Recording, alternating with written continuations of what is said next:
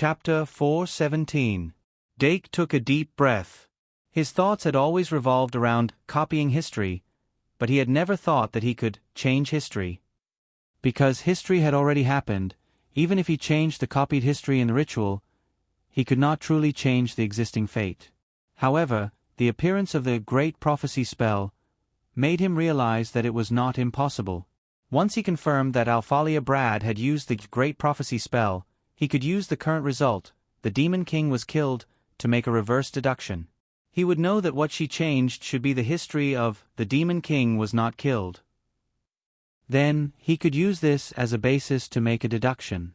The history of the Demon King was not killed, that had the most to do with everyone present, was undoubtedly the one that was most recent to the present. The Demon King was not killed, but sealed. The hero Brett God sacrificed himself heroically in that battle. Battle God Arvet Saint Dimeng was completely deified after that battle. First website https://m Vipkanshu. VIP. Those who participated in that final battle were Sun Warrior, Suna Montifili, Saint Joan, and many other heroes. No matter how ignorant Dake was, it was impossible for him to not know anything about the final battle that Arvet had personally participated in. Once he had this thought and looked back at the personnel on the scene, he would find that the core characters were all present. The Demon King was played by Alphalia Brad. The hero was played by White Gouda. The Battle God was played by Dake Dimming. There was no need to look at the rest of the actors. Just these three core characters were extremely close to the people in that period of history. Apart from them, there was probably no one else who was as suitable as them. What Alphalia Brad tried to change was the final sacrifice of the hero, and the ending of the Demon King not being killed. The final result was that the Battle God killed the Demon King. Even though it was just an act in the ritual, relying on the power of the Great Prophecy spell, she might really be able to interfere with reality. No, it would be better to say that if she couldn't do it, she wouldn't have completed this ritual at the cost of her death. Dake's gaze became abnormally solemn. On the surface, Ophelia Bullard had no reason to do so. But if one thought about it deeply, one would realize that her motive was actually very obvious. Because the death of the Demon King was not a good thing. The Demon King of this generation was very difficult to deal with. He had a large number of secret containers. Once he was killed, he would be reborn in one of the containers. In short, his death would help him escape the seal. Based on the fact that Ophelia Brad had been demonized by the embrace, her thoughts must have been controlled by the Demon King to a certain extent. Even if she relied on the power of the Blood Clansman to retain her rationality, she wasn't controlled because the Demon King was sealed. But the core loyalty had already taken root. Rationally, she knew that she shouldn't be loyal to the Demon King, but in essence, she had no choice but to be loyal to the Demon King. In the end, she chose to sacrifice herself to help the Demon King escape. While fulfilling his loyalty, he was also freeing himself. Once the Demon King escaped from the seal, she would have to accept the Demon King's complete domination. At that time, the rationality that he had painstakingly maintained might not be able to hold on. So she had to die. She used the most decisive method to completely free herself from the Demon King's control. From her standpoint, she tried her best to get the best of both worlds. Dake soon realized that his deduction might be true. He held the Great Prophecy spell tightly and spat out the turbid air that he had inhaled. Perhaps it was because he knew from the beginning that the Demon King's escape was inevitable, so he didn't feel much about Ophelia Brad's actions. Even if Ophelia Brad hadn't done this, the Demon King would have definitely escaped in other ways. Whether he was rescued by the Heretic Church, rescued by the remnants of the Demon Clan, or a mole within the Holy Church, it didn't make much of a difference. He was observing the matter from the point of view of an uninvolved spectator. Now, he just felt that it was a little sad that a hero from the same era as his mother had ended up like this. Is there any possibility of redemption? He lowered his head and looked at White, whose sobs were gradually weakening and whose sadness was growing stronger. His thoughts were faster than ever. Dimming, what did you think? Ryan Hux looked at Dake, who was deep in thought, and asked with concern. Dake didn't plan to tell Ryan Hux what he had deduced.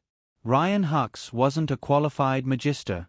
His theoretical knowledge of magic was probably not as good as a first-year student like him, so there was no need to communicate with him.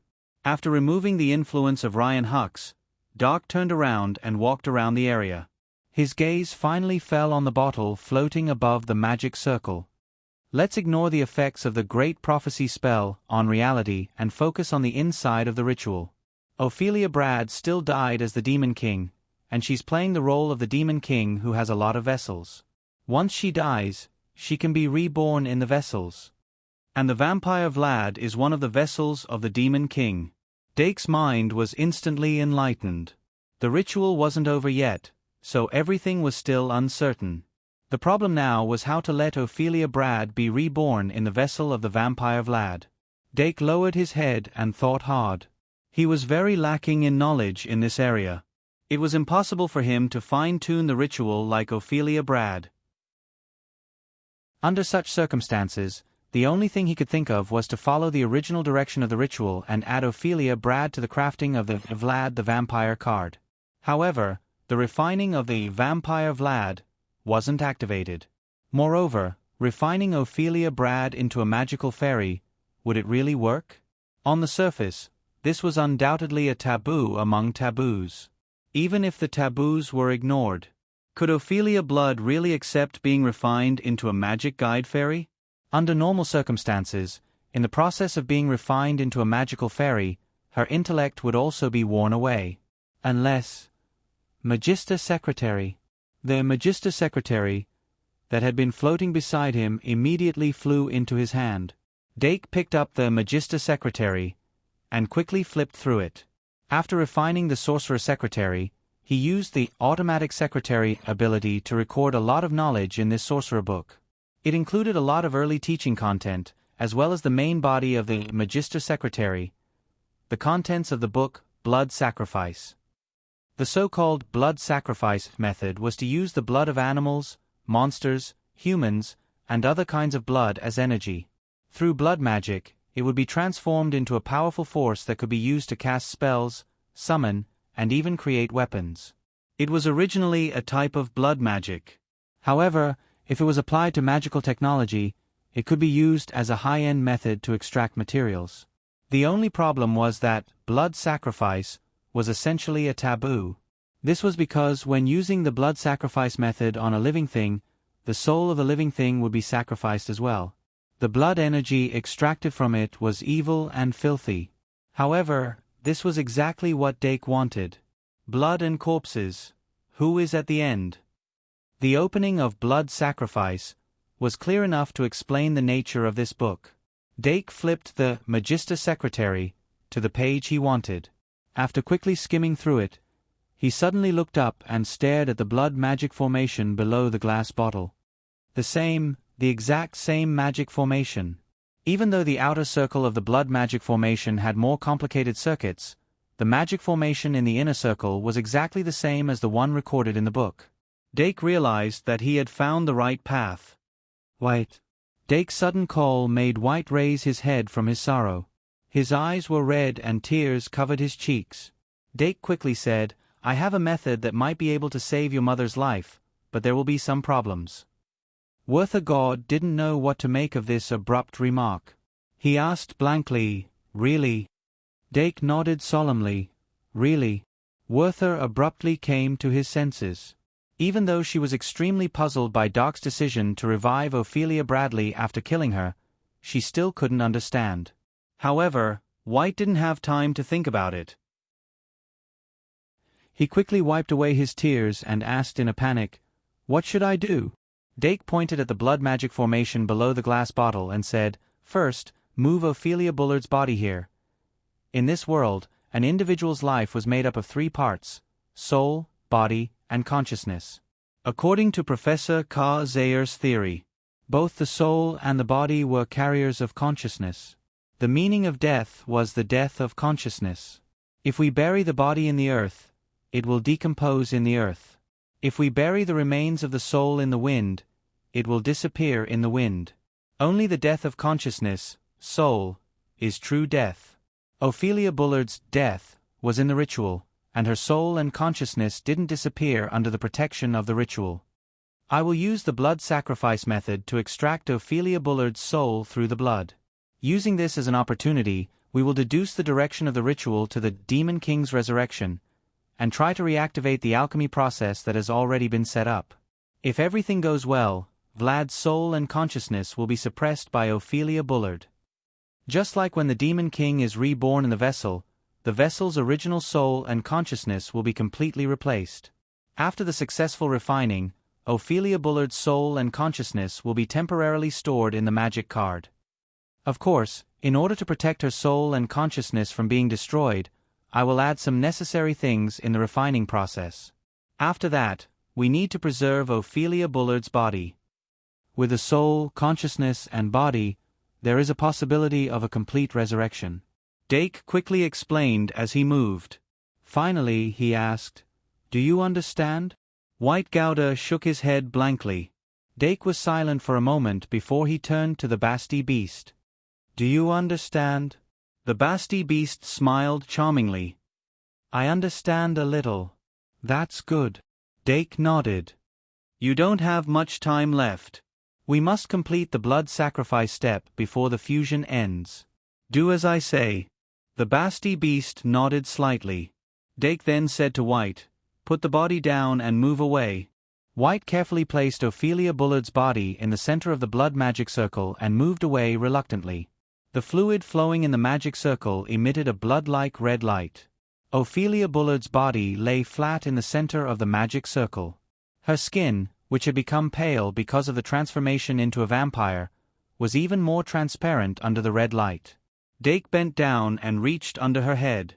He lifted her hair from the back of her neck, pinched it into a bundle, and placed it in front of her chest. Even when lying down, her mountains were still tall and straight. They were covered by the blood-red hair. Dake looked up at Ophelia Bullard's face. The pale face, which had lost its color, was delicate and exquisite. There was a pale beauty to it.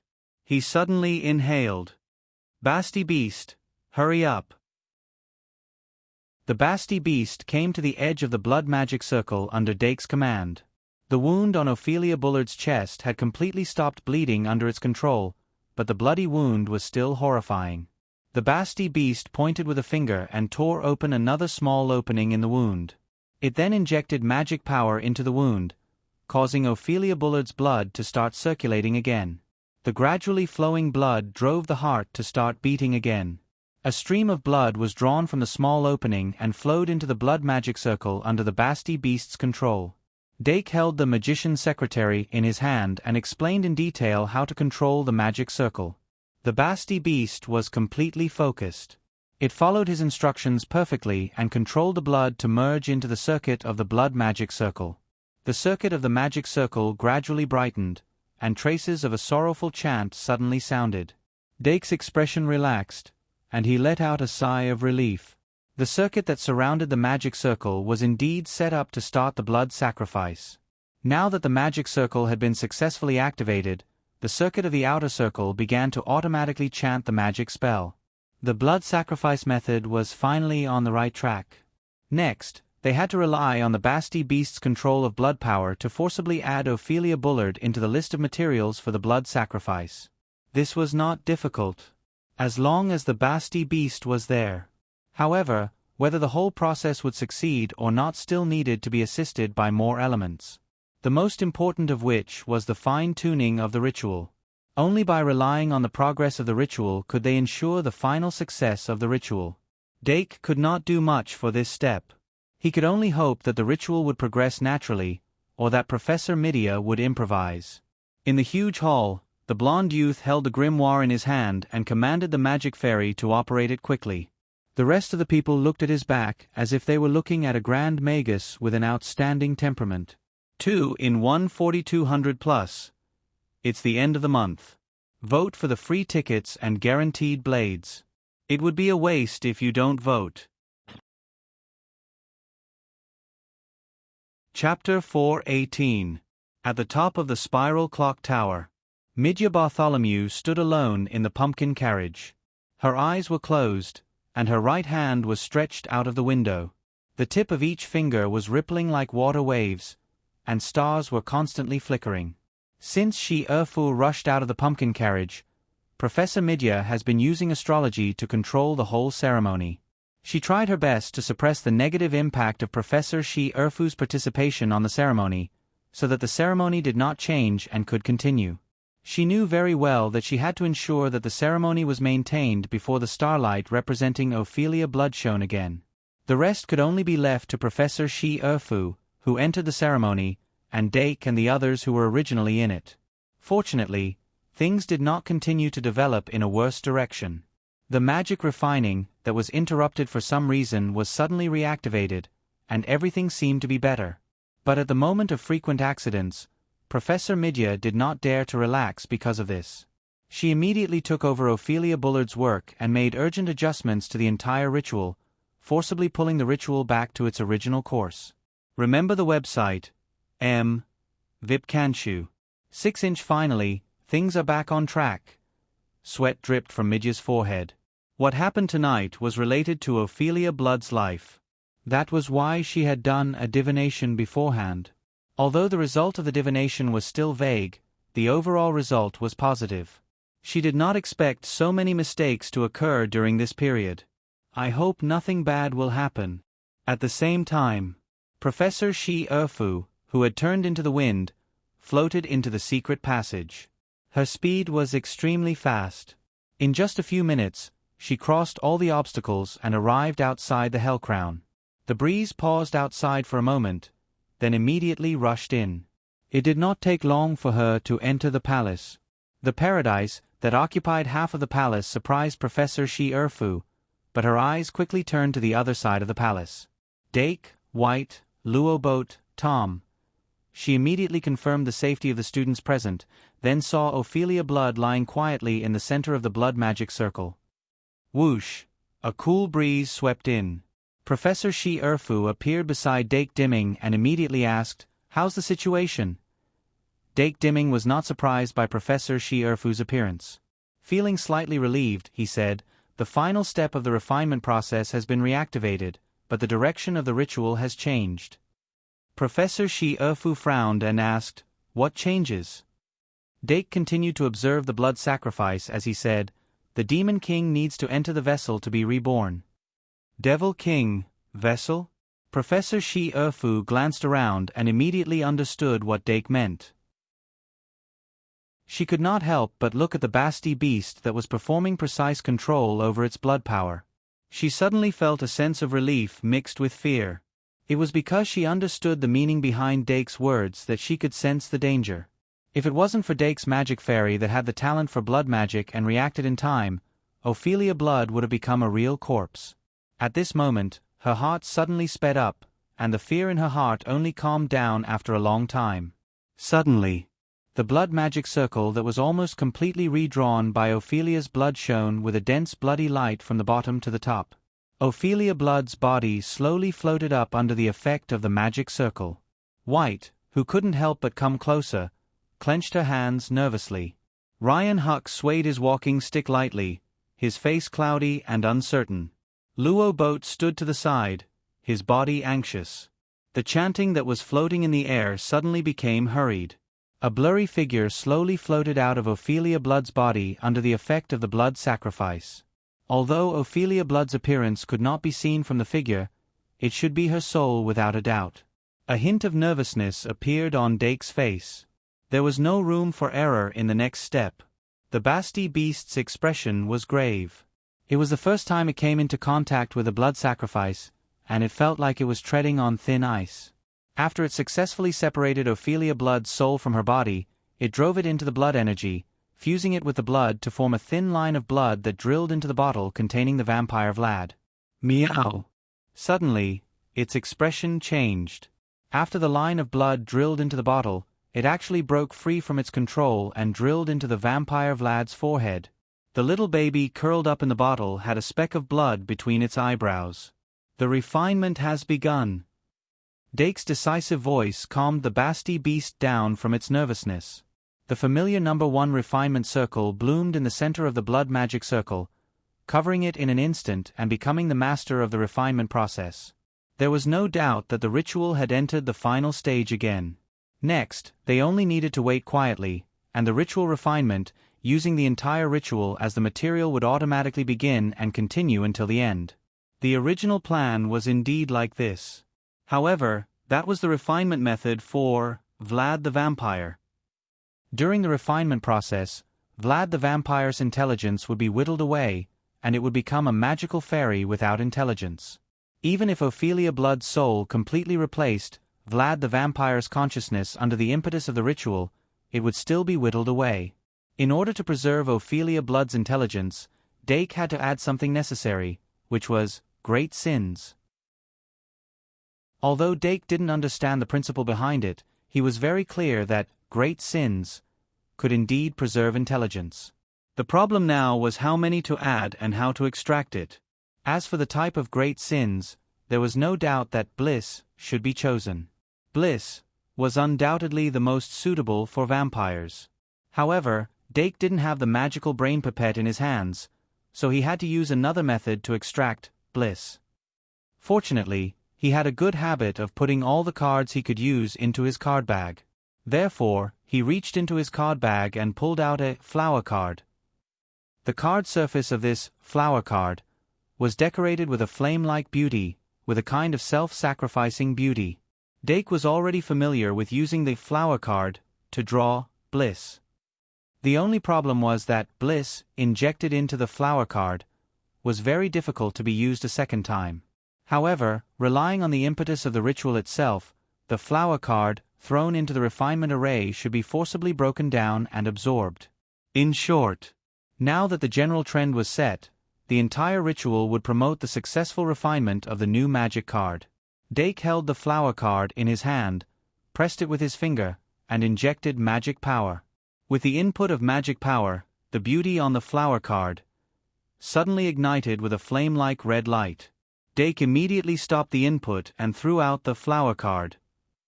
The flower card could use magic power as a medium to absorb bliss. However, apart from special patterns, once bliss absorbed more than 1 point, there would be a riot. Therefore, Dake accurately controlled the output of bliss between 0.9 to 1 point to prevent the riot from happening. However, one flower card was of course not enough. He looked at the refinement array that had already engulfed the flower card. Then, he put in the second and third flower card that was injected with bliss. 1 point of great sin could be used to refine great sin I. 3 points of great sin could be used to refine great sin 2.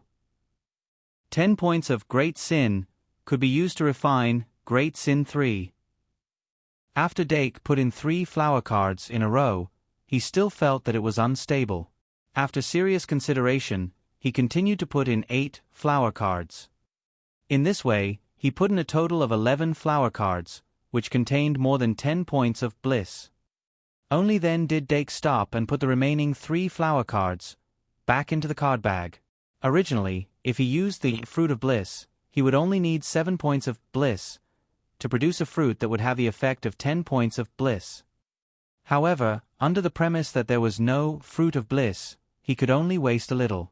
When he stopped, Professor Shi Erfu asked, "Dake, what's the purpose of you putting in these 11 flower cards?" Dake's expression was relaxed as he said, "To preserve Ophelia Blood's spiritual intelligence."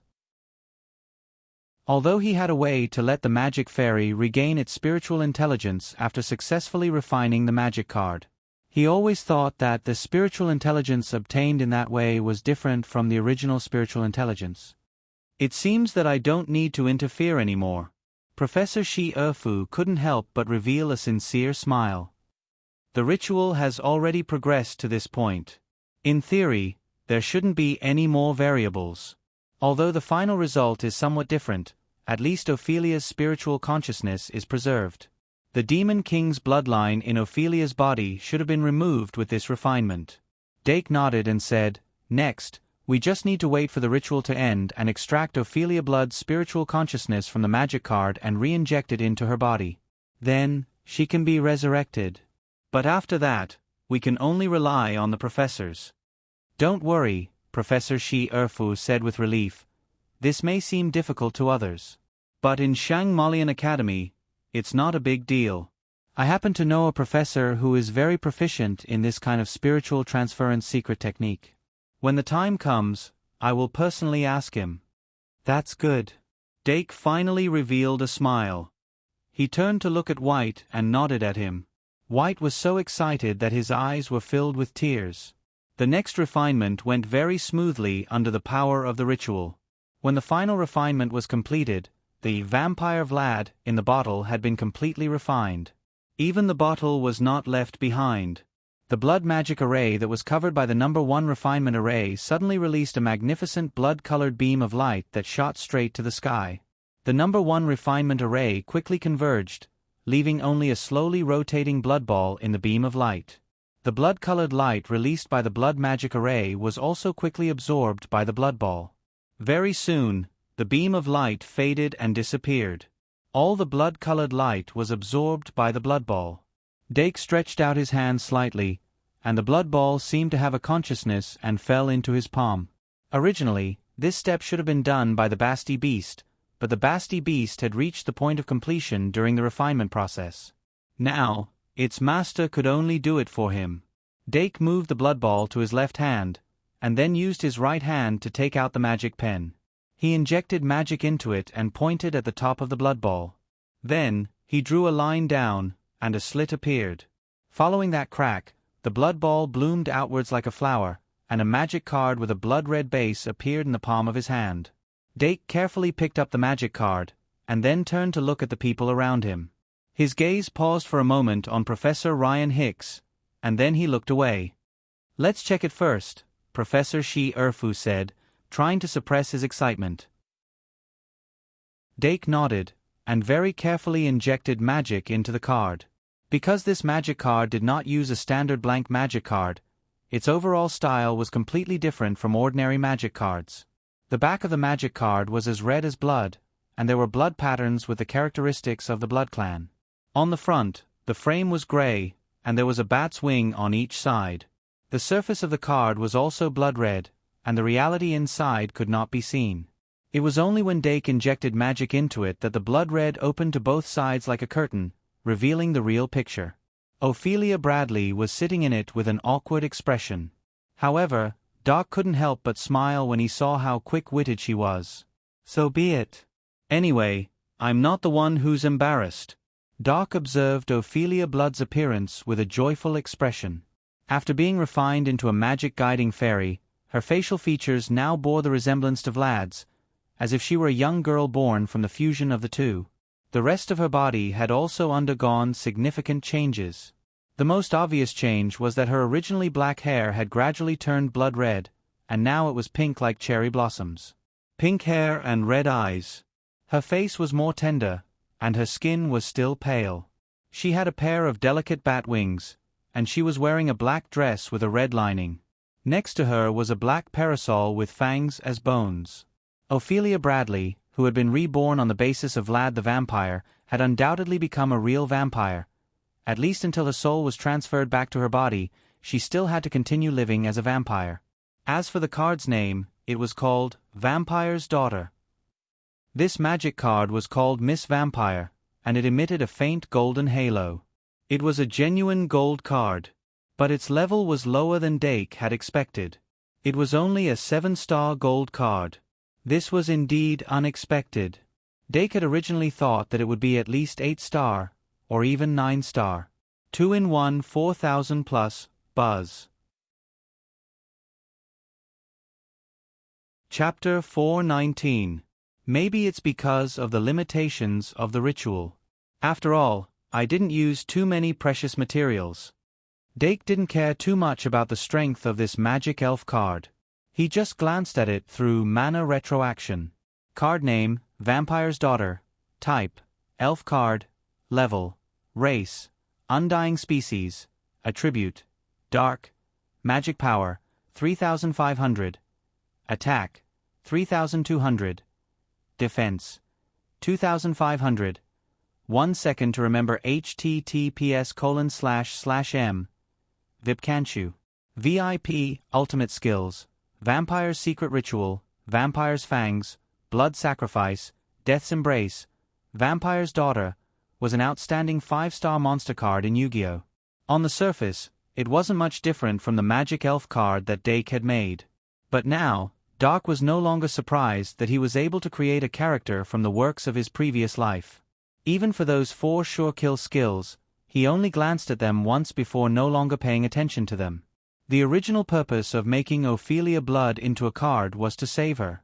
Making her into a card was just a way to save her life. Of course, if Ophelia Blood's soul and consciousness were transferred away and the card could still be used, he would happily accept it. After all, this was a 7-star Magic Elf card. In Dake's deck, only the Basti Beast could compare to it. Now, the most important thing was to summon her. Summon a 7-star Magic Elf? Dake turned around and glanced at his Magic Elf cards one by one. Moo moo. Big Milk Jug volunteered to step forward. Under normal circumstances, to summon a 3rd-tier Magic Elf, there must be at least one 2nd-tier Magic Elf as a foundation. The only 2nd-tier Magic Elves left were Big Milk Can, the Lion Beast, and the Scabbard. Hatcha. 7 minus 4 is equal to 3. The Hawkman wrestler, who had succeeded, suddenly flew down from the sky. Dake nodded and began the sacrificial summoning.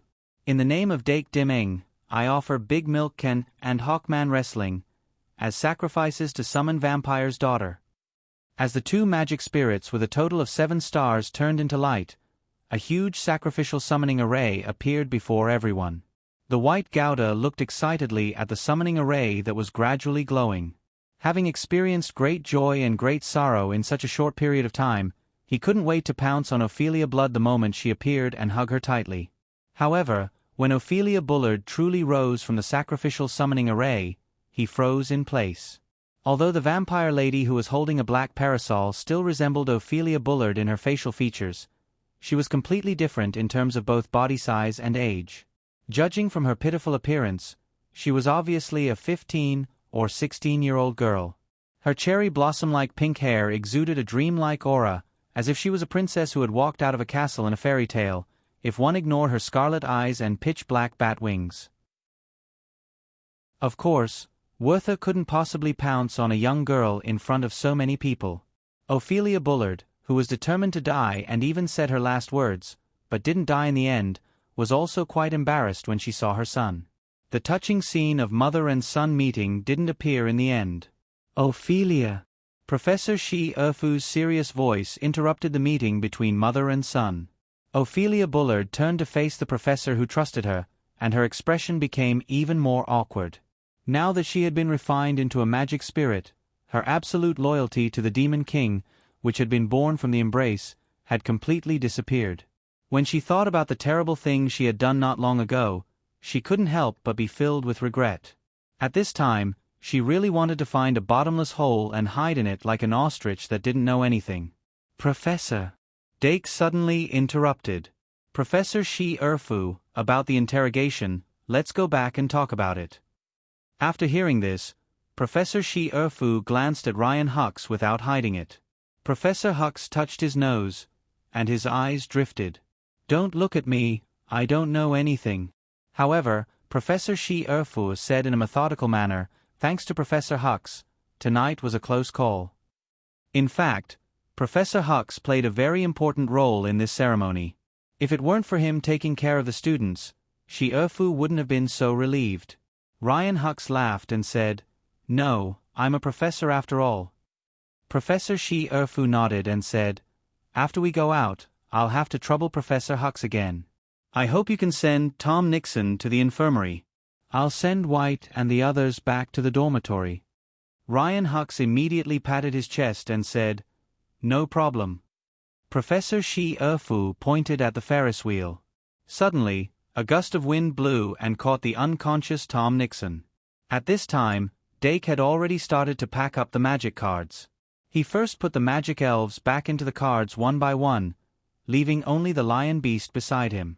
Then, he released the little demon beast from the curse cage. He could still afford the magic power consumption of Lion Beast and Daughter of the Vampire. After Professor Shi Erfu took Tom Nixon, he removed the paradise. In this way, the whole palace became empty again. The ceremony is over. This hell crown won't last for long. Ophelia Bullard suddenly reminded. Professor Shi Erfu nodded and said to her, "Take care of your own body." Ophelia Bullard put away the opened umbrella, walked to the blood magic circle shyly, and picked up her own body. "Mom, can I?" White trotted over and wanted to help. Ophelia Bullard said shyly, "No, I can do it myself." Now that she had become a magic elf, she found that her physical strength had become stronger. Just holding her own body was effortless. It was just that the feeling of holding her own body was a little strange. In the name of Sarah Shi Erfu, I summon the Tempest Magic Carpet. Accompanied by Professor Shi Erfu's chanting, a magic carpet that seemed to fly out of Aladdin's magic lamp appeared in front of everyone. It was just that this Tempest Magic Carpet was wider, and there was a chaotic storm under the magic carpet, whistling non-stop. "Come on up," Professor Shi Erfu said. The group of people boarded the magic carpet one after another. They were silent all the way. Even Ophelia Bullard and White Gouda had nothing to say in this atmosphere. After they left, Hellcrown, which was the center of the ceremony, suddenly collapsed, and the difficulties and dangers along the way were turned into magic dust. Amidst the loud roar, the hastily constructed ceremony finally came to an end. Professor Midya, who was at the top of the spiral clock tower, walked out of the pumpkin carriage. She looked down at the quiet castle and took a deep breath, allowing the cold air to enter her mouth and nose and penetrate her heart and lungs. A good omen. Whoosh!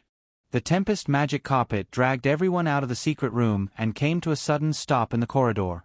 Professor Shi Erfu walked down from the magic carpet first, and the others followed one after another.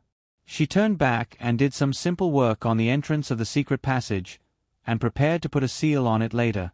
Then she turned to Ryan Hux and said, "Professor Hux, Tom, leave it to me." Ryan Hux immediately made the decision. Then, he picked up Tom Nixon and walked away quickly. It seems that Ka Zayer's skills are really good. Professor Shi Erfu looked at Ryan Huck's prosthetic leg and couldn't help but shake his head. The only ones left to deal with were White and Luo Boat. So far, White and Luo Boat still knew nothing about the ceremony. Shi Erfu wasn't going to explain it to them. "Let's go to the Knights Academy Tower first." Professor Shi Erfu took the lead and walked to the Knights Academy Tower. The castle was unusually quiet in the early morning, and everyone's footsteps echoed in the corridor. Professor Shi Erfu waved away the patrolling statues they encountered along the way, and they soon arrived at the Knights Academy Tower. With the professor accompanying them, White and Luo Boat weren't blocked outside. But before entering, White suddenly turned around and said, "Professor, can I go with you?" Professor Shi Erfu shook his head with a serious expression. White sighed and looked at Ophelia Bullard reluctantly. Shi Erfu's heart softened and said, "Since Ophelia is back, you will have plenty of time to meet. Go back and have a good sleep. You don't have to come to the first summoning class." White pursed her lips and nodded vigorously, then walked through the gate of the Knights Academy Tower. As the gate closed, Ophelia Bullard, who had been staring at White, withdrew her gaze. "Okay, it's your turn." Shi Erfu glared at her and said, "Follow me." She waved her hand and a wind spirit flew out and circled around the three of them. Then a cool breeze blew and took them slowly to the top of the spiral clock tower, the highest point of the castle. Midya had been waiting anxiously for a long time now. She walked over to Ophelia Blood, but after taking half a step, she said in astonishment, "Leah, how did you become like this?" Ophelia Bullard looked away awkwardly, too ashamed to show her face. "Let's enter the carriage first." Professor Shi Erfu pointed at the pumpkin carriage, and the four of them entered it one after another. From the outside, the pumpkin carriage was spacious enough. But after entering it, one would find that it was even more spacious inside, almost 3 times bigger than the outside. Doc observed the space in the carriage with some curiosity. He also recalled the lion beast back into the magic card, leaving only the little devil beast to accompany him. "Thank you for your hard work." Professor Midya asked him to sit down and took out her magic wand. A teapot and a few teacups flew over and automatically poured tea for him. As the sweet aroma of the black tea wafted in the air, the atmosphere in the carriage eased a little. Dake picked up the teacup and blew on it, then took a sip and quietly waited for the trial to begin. Ophelia Bullard sat alone on the opposite side with her head lowered like a child who had done something wrong. Professor Shi Erfu said seriously, "Let's not talk about it anymore. What did you do with the great prophecy spell in the end?" Ophelia Bullard lowered her head deeply. "I let the demon king escape?" "That's it." Professor Shi Erfu frowned. "And then you chose to commit suicide to atone for your crime?" Ophelia Bullard said with difficulty, "That's the only way. In fact, when I was in Badia prison, I was already transformed into the demon king's servant. Everything I did had to be loyal to him." Professor Midya suddenly raised her hand and said, "Wait, are you sure you succeeded?" Ophelia Bullard said slowly, "I used the ritual and the great prophecy spell to create a possibility, but I needed the demon king's cooperation." Professor Midya said, "In other words, you went through so much trouble just to create an opportunity for him to commit suicide?" Ophelia Bullard lowered her head and said, "You can say that." Because of this, the carriage became slightly silent. Dake suddenly said, "Then, did the demon king commit suicide?" Ophelia Bullard lowered her head even more. "He committed suicide." "Then that's difficult." Midya leaned back in her chair and crossed her arms.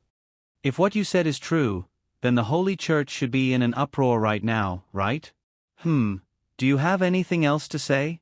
Ophelia Bullard suddenly raised her head, her scarlet eyes filled with excitement. "Before I died, I could feel that the Demon King had indeed accepted the fate I created for him. But after that, the ritual didn't end." With that said, she turned to look at Dark and said sincerely, Dark Diamond continued and adjusted the ritual. "Not only did he save me, but he also created a brand new fate for the Infernal King." Shi Erfu frowned and said, "Don't learn everything from Midya. Speak frankly." Beside her, Dark had a flash of inspiration and seemed to have understood something. Ophelia Bullard immediately explained, "In short, the Demon King was originally completely sealed and didn't even have the chance to commit suicide. But I created an opportunity for him. Naturally, he would accept it and choose to commit suicide. But because there was a follow-up to the ritual, after he committed suicide, he would also have to bear the same fate according to the follow-up of the ritual. In other words, during the process of being transferred into the vessel, he would also suffer a fate similar to having his intelligence whittled away." "But he wouldn't be as lucky as me." Ophelia Bullard looked at Dake and said gratefully, "Although I don't know how Dake did it, it's definitely not an ordinary method. Without his help, the Demon King would definitely be affected by the ritual, such as losing his memory or simply becoming a fool. 2 in 1 4,000 plus. There's only 1 day left in March.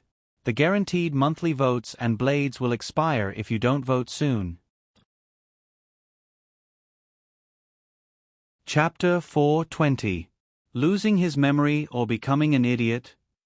The three people in the carriage looked at each other. Professor Midya said, "Is this the result of the prophecy? If the Demon King really loses his memory or becomes an idiot, it's not a bad thing." Professor Shi Erfu shook his head. "But the premise is that Ophelia's inference is correct. Besides, if we can turn him into an idiot, someone else can turn him back to normal. In the end, we need to find the vessel for his reincarnation as soon as possible. Midya, will your astrology be of any use?" Midya rolled her eyes and said, "We are observing the general trend." Dake said gently, "Professor Shi Erfu, even Professor Midya can't perform frequent divinations. Besides, the more accurate and difficult the divination, the higher the price to pay." Midya looked at him appreciatively and said, "Don't worry. Maybe I'll wake up one day and dream about it."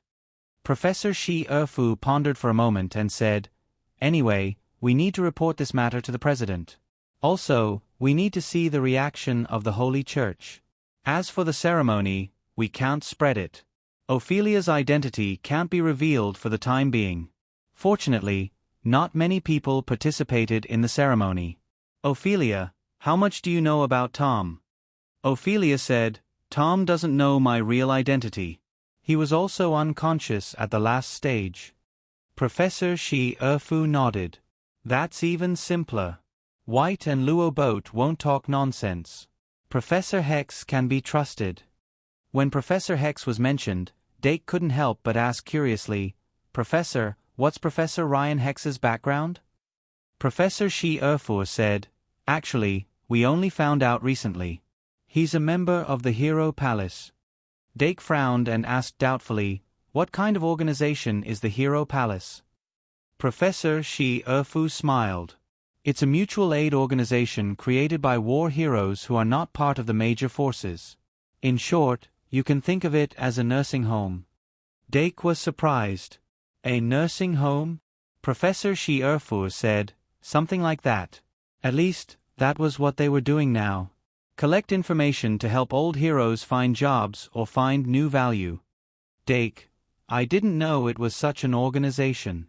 "I thought," Professor Shi-Erfu said, "Professor Hex's performance in the history of magic is not bad, but if he's only proficient in the history of modern wars, it's not enough for him to teach the higher grades.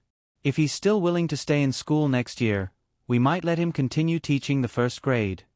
After that, she stood up and said, "Since Ophelia has already explained everything clearly, let's not waste any time. Let's go directly to Professor Stephen Harvey." Before dawn, Professor Shi-Erfu led everyone to the faculty dormitory. On the way to the faculty dormitory, she briefly introduced Professor Stephen Harvey to Dake. Stephen Harvey was a 6th-grade professor of Introduction to Magic in Shangmalian Academy and was one of the few remaining necromancers. Of course, like Professor Ka Zayer, he had successfully become an outstanding magus. However, it seemed that he had not abandoned his old skills. Moreover, he had combined his research with innovative magicite technology to further improve necromancy magic. "He's a necromancer." Dake was surprised. Professor Shi-Erfu said, "There are good and bad necromancers." Professor Stephen Harvey was sold to the Tower of the Dead when he was young and became an experiment for an evil necromancer. That was why he had no choice but to embark on the path of necromancy. He was very clear about the dangers of necromancy magic to life, so he strictly adhered to the bottom line when researching and using necromancy. He also pioneered the application of necromancy magic to medicine. "He's a very respectable professor." "I see," Dake said with a hint of anticipation. "I hope Professor Stephen Harvey can surprise us." Professor Shi-Erfu was very confident. "No problem." The journey was uneventful. Under Professor Shi-Erfu's lead, the group quickly arrived at Professor Stephen Harvey's dormitory. Professor Shi-Erfu gestured for Dake and the others to move aside and knocked on the door. Knock, knock, knock, knock. Professor Stephen Harvey did not respond immediately. However, Professor Shi-Erfu was very patient. He knocked for half a minute at a moderate pace before a rustling sound came from inside. "Who is it? It's so early." The voice that came through the door had a hint of tiredness. After a while, Professor Stephen Harvey opened the door. He glanced at the people outside the door in surprise and raised his head. "Shi-Erfu, is there an emergency?" "Good morning, Professor Harvey." Professor Shi-Erfu nodded. "Yes, there is indeed an emergency." "Then come in first." Professor Stephen Harvey's gaze quickly fell on Ophelia Bullard and the corpse she was carrying. He immediately led them into the dormitory. Dake walked at the back with a curious look on his face.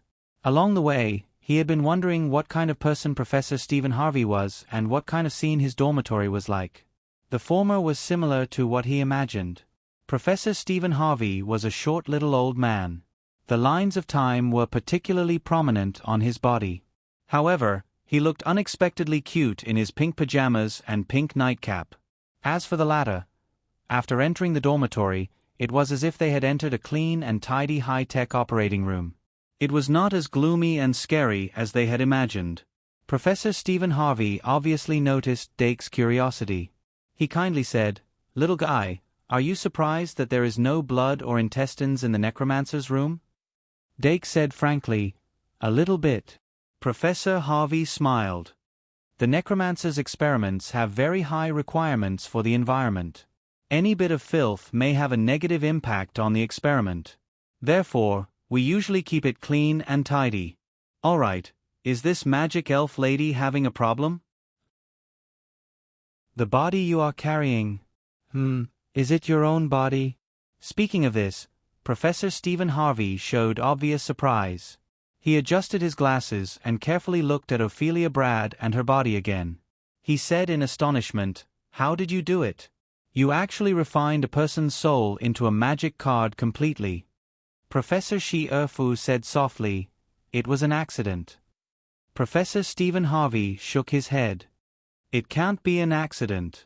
You must know that using souls as materials to refine high-intelligence magic elves is the lifelong pursuit of many sorcerers. Of course, those dirty guys only dare to do experiments in dark underground trenches. Let me guess. You want me to help you extract her soul from the magic elven card and transfer it back to her body?" Professor Shi Erfu said, as expected of Professor Harvey. "Can you do it?" After getting confirmation, Professor Stephen Harvey quickly walked into the room. As he walked, he said, "I haven't tried it, but in theory, it's not difficult. With a complete soul and a complete body, you just need to add a little adhesive and you can reattach it. However, to extract a complete soul consciousness from the magic elven card, you may encounter some trouble. First, move the body over and put it on this experimental bed." When Ophelia Brad placed her body on the snow-white experimental bed, Professor Stephen Harvey had already used a magic card to summon a pair of magic gloves. He even deliberately turned around and said proudly, "The gloves summoned by the equipment card can be used without disinfection." The atmosphere suddenly became cold. Professor Stephen Harvey did not care. "Let's talk about other things later. Let me repair this body's wound first." After saying that, he opened his hands. The gloves shone faintly, and his right index finger turned into a magic blade. It was very convenient. Professor Stephen Harvey repaired the corpse very quickly. In less than 3 minutes, the wound on Ophelia Bullard's chest was repaired, and there was no trace of injury on the surface. Such a marvelous skill made people speechless.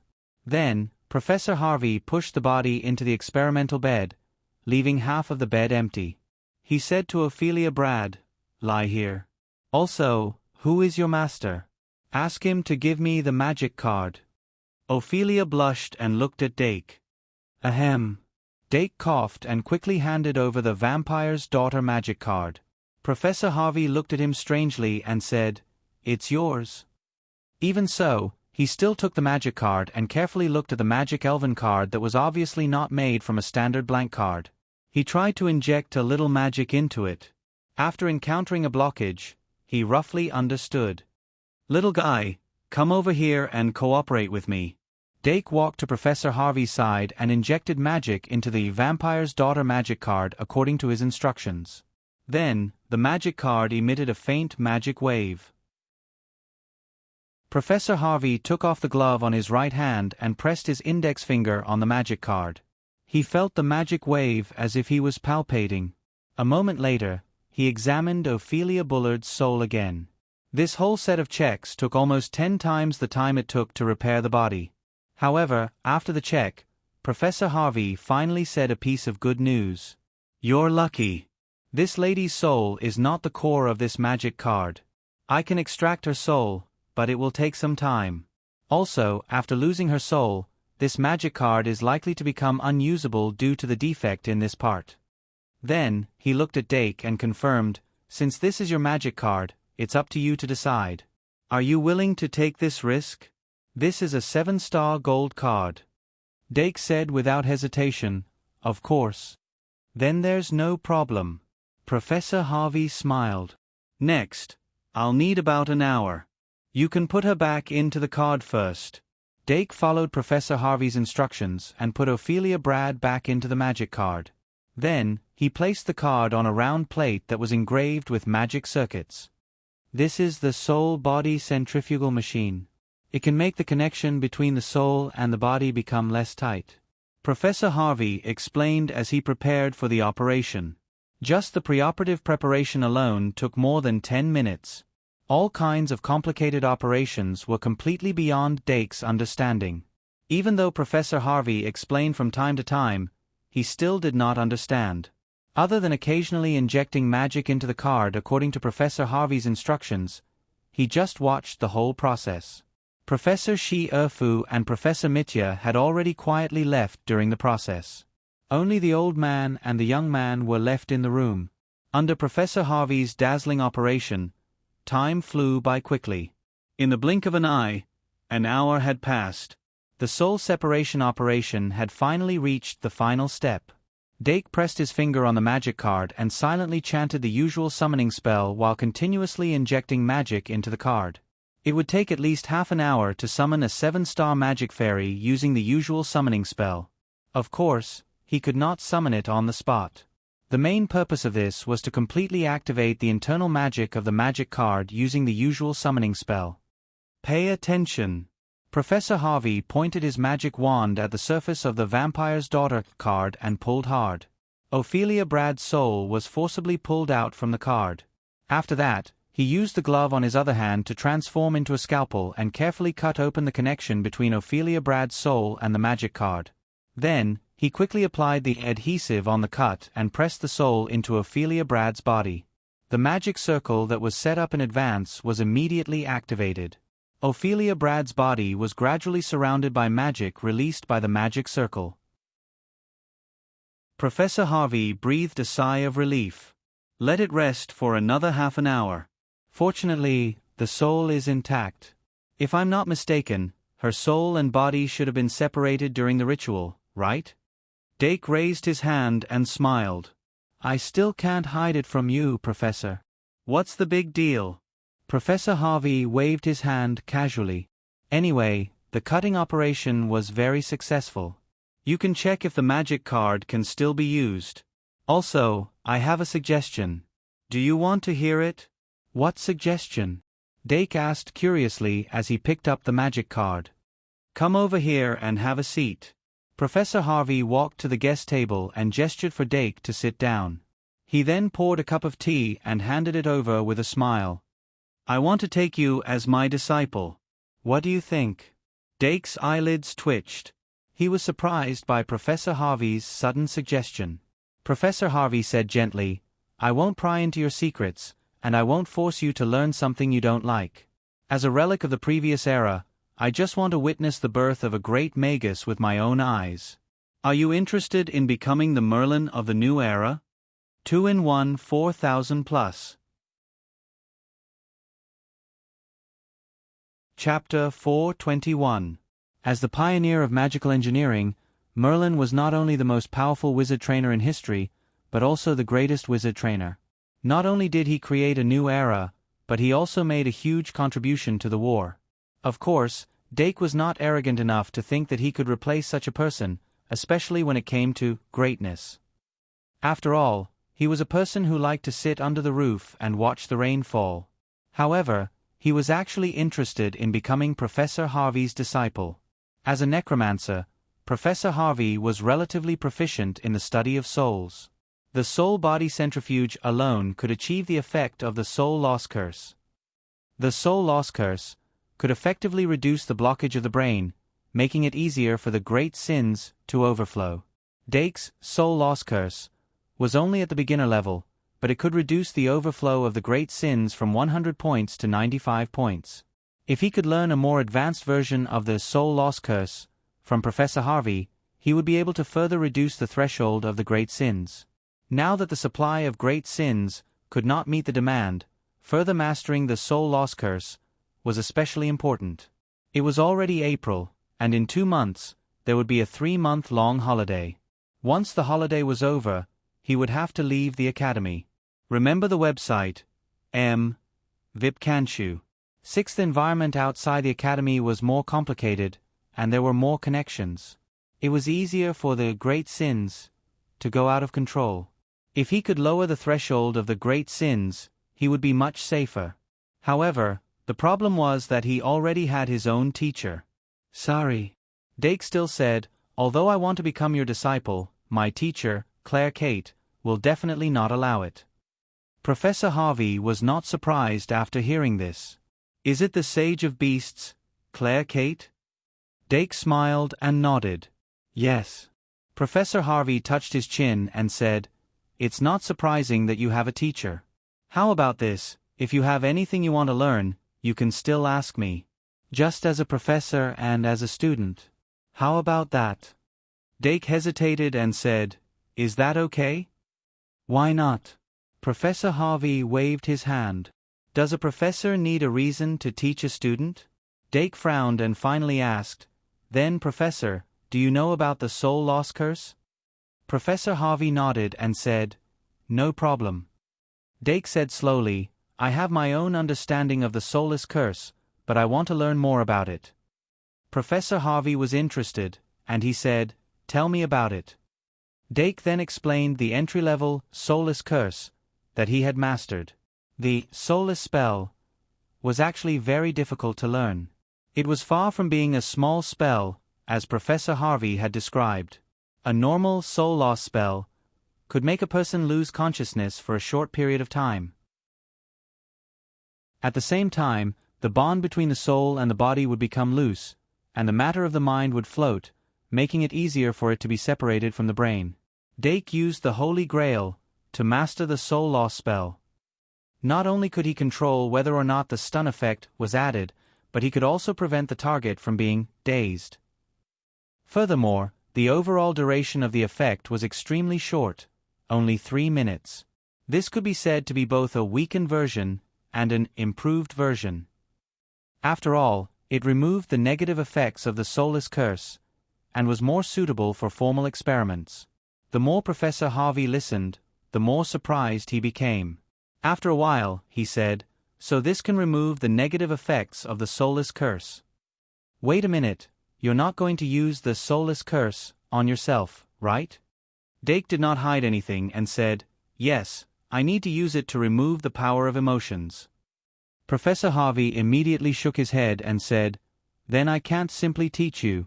Wait a minute, I'll use your method to improve the soulless curse before teaching it to you.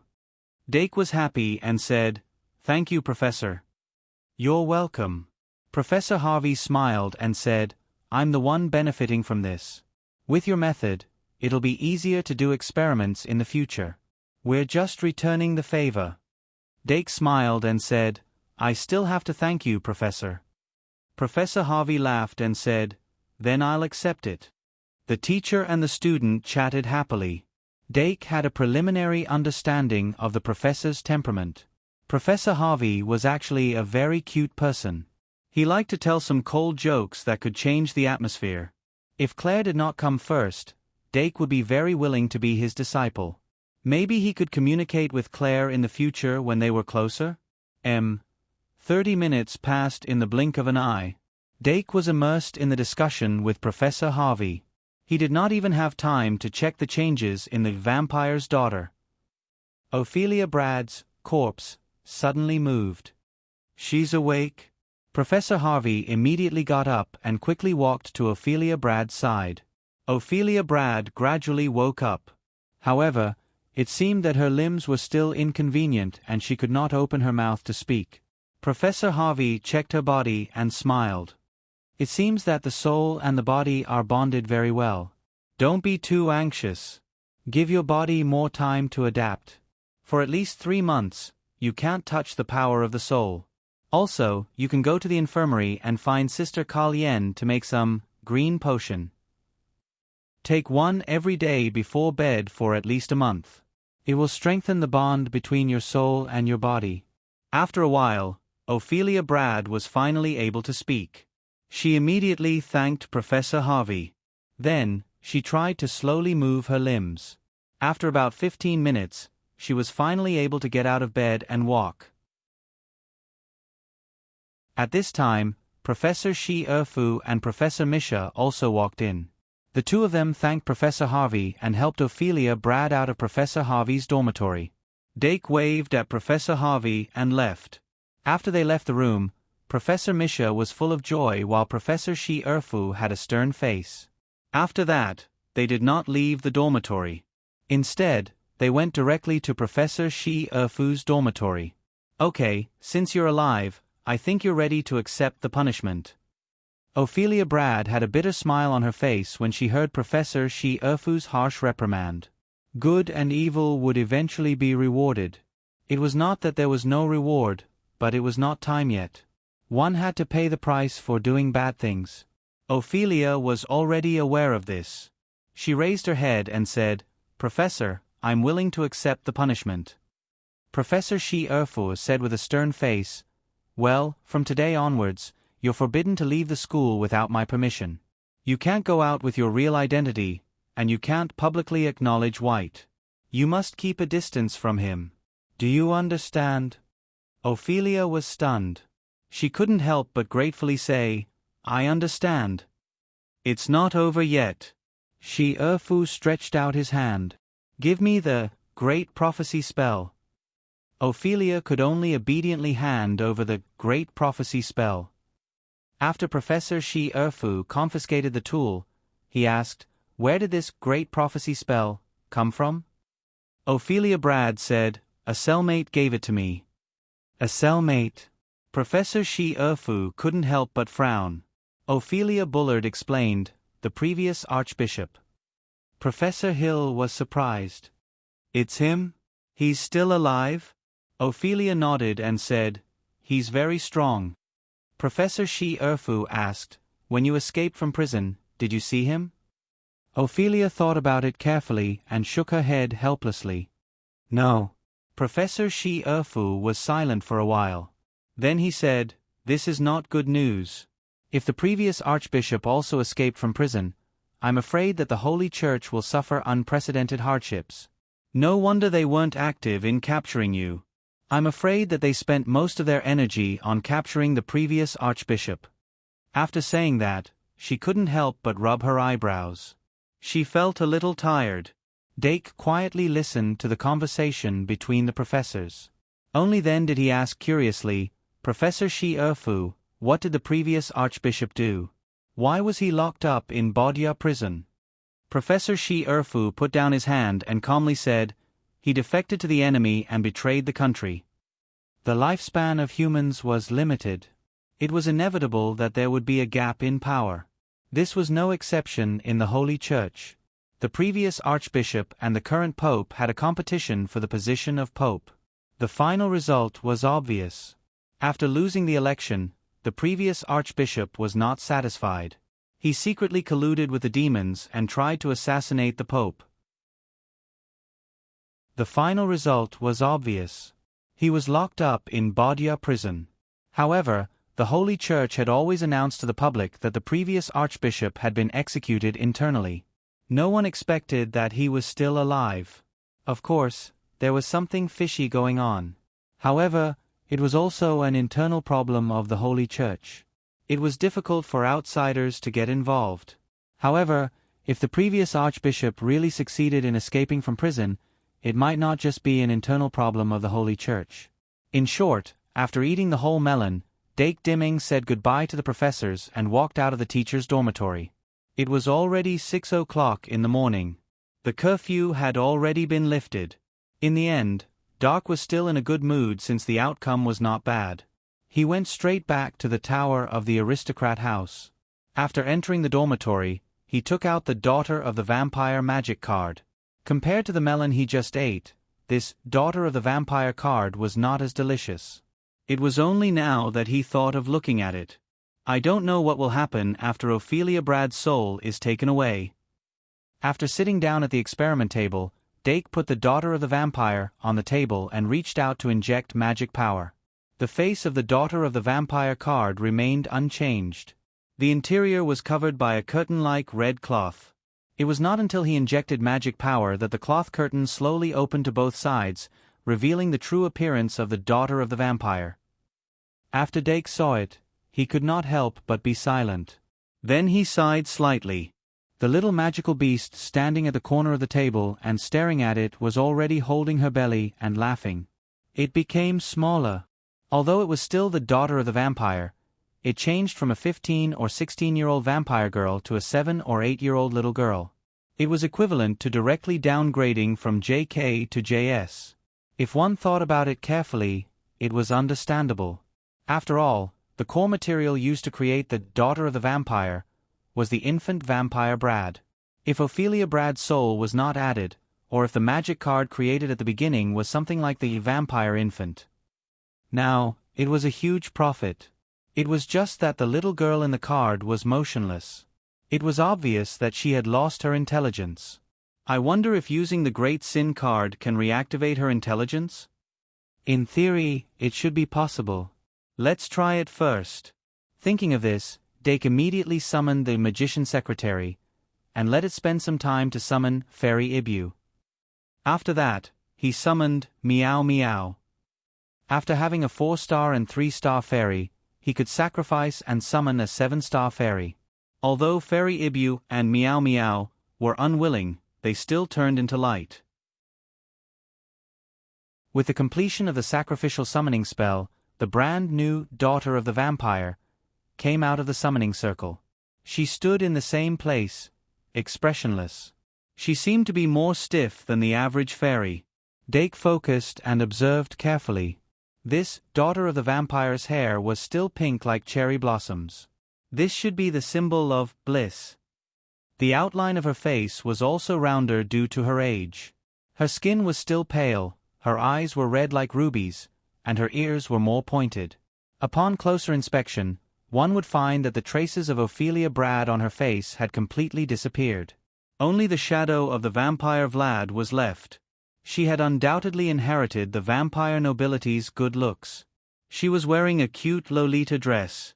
The wings on her back were like small chicken wings, wrinkled and curled together. Her hands were tightly hugging the fanged skeleton black parasol. She was as cute as Fairy Ibu. In the name of Dake Dimming, I summon Bliss 3. In order to prevent any mistakes during the activation of intelligence, Dake directly chose the most suitable, Bliss 3. The light of bliss suddenly bloomed. The vampire's long eyelashes suddenly trembled as she bathed in the pink light. Dake's thoughts moved, ! Immediately after, the Great Sin emblem that symbolized bliss lit up on the forehead of the vampire's daughter. The chicken wings on her back were stimulated and suddenly expanded. She finally had a trace of the majesty of a vampire. As the pink light was completely absorbed by the bliss emblem, the vampire's dull eyes gained a trace of intelligence. She suddenly blinked and then, contrary to Dake's expectations, she burst into tears.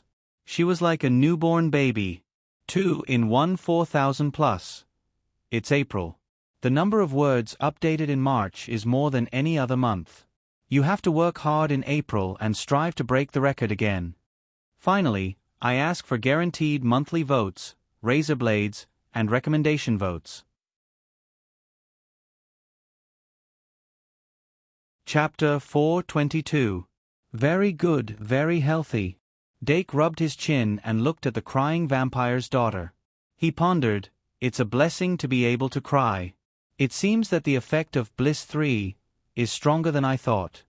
He thought for a little longer, and the vampire's daughter's crying gradually weakened. But when he looked at her face, the vampire's daughter cried loudly again. Dake was also someone who had raised more than 10 children. How could he not see through her little trick? He did not expose her and bent down slightly to pick her up. The vampire's daughter immediately reached out her small hands and touched him. Then, she cried rhythmically and rubbed against Dake's face. Not long after, half of Dake's face was wet from the rubbing. He let the vampire's daughter cry as he injected magic power into the magic card again. Soon, he got more feedback. Since this vampire's daughter could be used, then it was necessary to have a deeper understanding of it. First of all, it was an undying species and its attribute was dark. 1 second to remember https://m. Vipkanchu. VIP. Its magic power was the highest value that a 7-star could reach, 3,500. Its attack was slightly lower than the Basti Beast, only 3,200. Its defense was even lower, only 2,500. This combination of 3 attributes could barely be classified as a high magic elfin. Since it was a gold card, there must be something outstanding about it.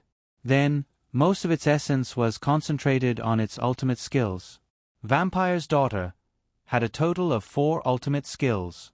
These 4 ultimate skills were Vampire's Secret Ritual, Vampire's Fong, Blood Sacrifice, and Death's Embrace. Just the name alone gave people a very strong feeling. Dake's thoughts moved, but he subconsciously focused his attention on the ultimate skill with the most common name, Vampire's Fong. He suddenly had a premonition that the ultimate skill of Vampire's Fong was likely to bring him a surprise. Let me take a look. Vampire's Fong. The vampire pierces the blood vessels of the prey with its fangs. It can make the prey calm down while sucking the blood, and it can also make the prey feel the pleasure of bliss. Hiss. It was actually the effect that I had guessed. I wonder if it can turn fury into bliss, as I thought? Dake could not wait to give it a try. However, when he turned around to look at little sweetheart who was still wailing in his arms, the excitement on his face turned into shock. We'll see when we have the chance. There's no rush anyway. Then, he started from the beginning and looked at the first sure kill skill, Vampire's Secret Ritual. He was looking forward to the ultimate skill named Secret Ritual. Vampiric Ritual. Use a 4-star vampire or above as a sacrifice to summon the vampire's daughter. If there are dream demons or dream demons present, you can directly summon the vampire's daughter. Cheating? Dake could not help but blurt out, "Wow." As if she felt that someone was speaking ill of her, the vampire's cries suddenly became louder. Dark looked at the next sure kill skill with a cute expression, Blood Sacrifice. Blood Sacrifice. Use blood as a sacrifice to convert life, magic, into attack or defense of the same value. Can only attack or defend once. Convert magic into attack or defense. If I remember correctly, the vampire's daughter in Yu-Gi-Oh! Has a similar effect. Then, the last sure kill skill, could it be Death's Embrace? After being bitten by the vampire's daughter, you will become a painful soul after death and be controlled by the vampire's daughter. Lasts for 3 minutes. It's actually this effect.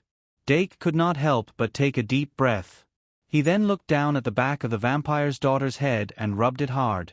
The 4 sure kill skills of the vampire's daughter were one more buggy than the other.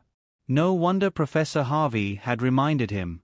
Among them, Blood Sacrifice and Death's Embrace were sure kill skills that could turn the situation around. However, the one that made the vampire's secret ritual more practical was still the vampire's secret ritual. As long as there was a dream demon or a dream demon present, it could be directly summoned. It could quickly summon a 7-star vampire's daughter without any cost. Moreover, it would be more convenient to summon her in daily life.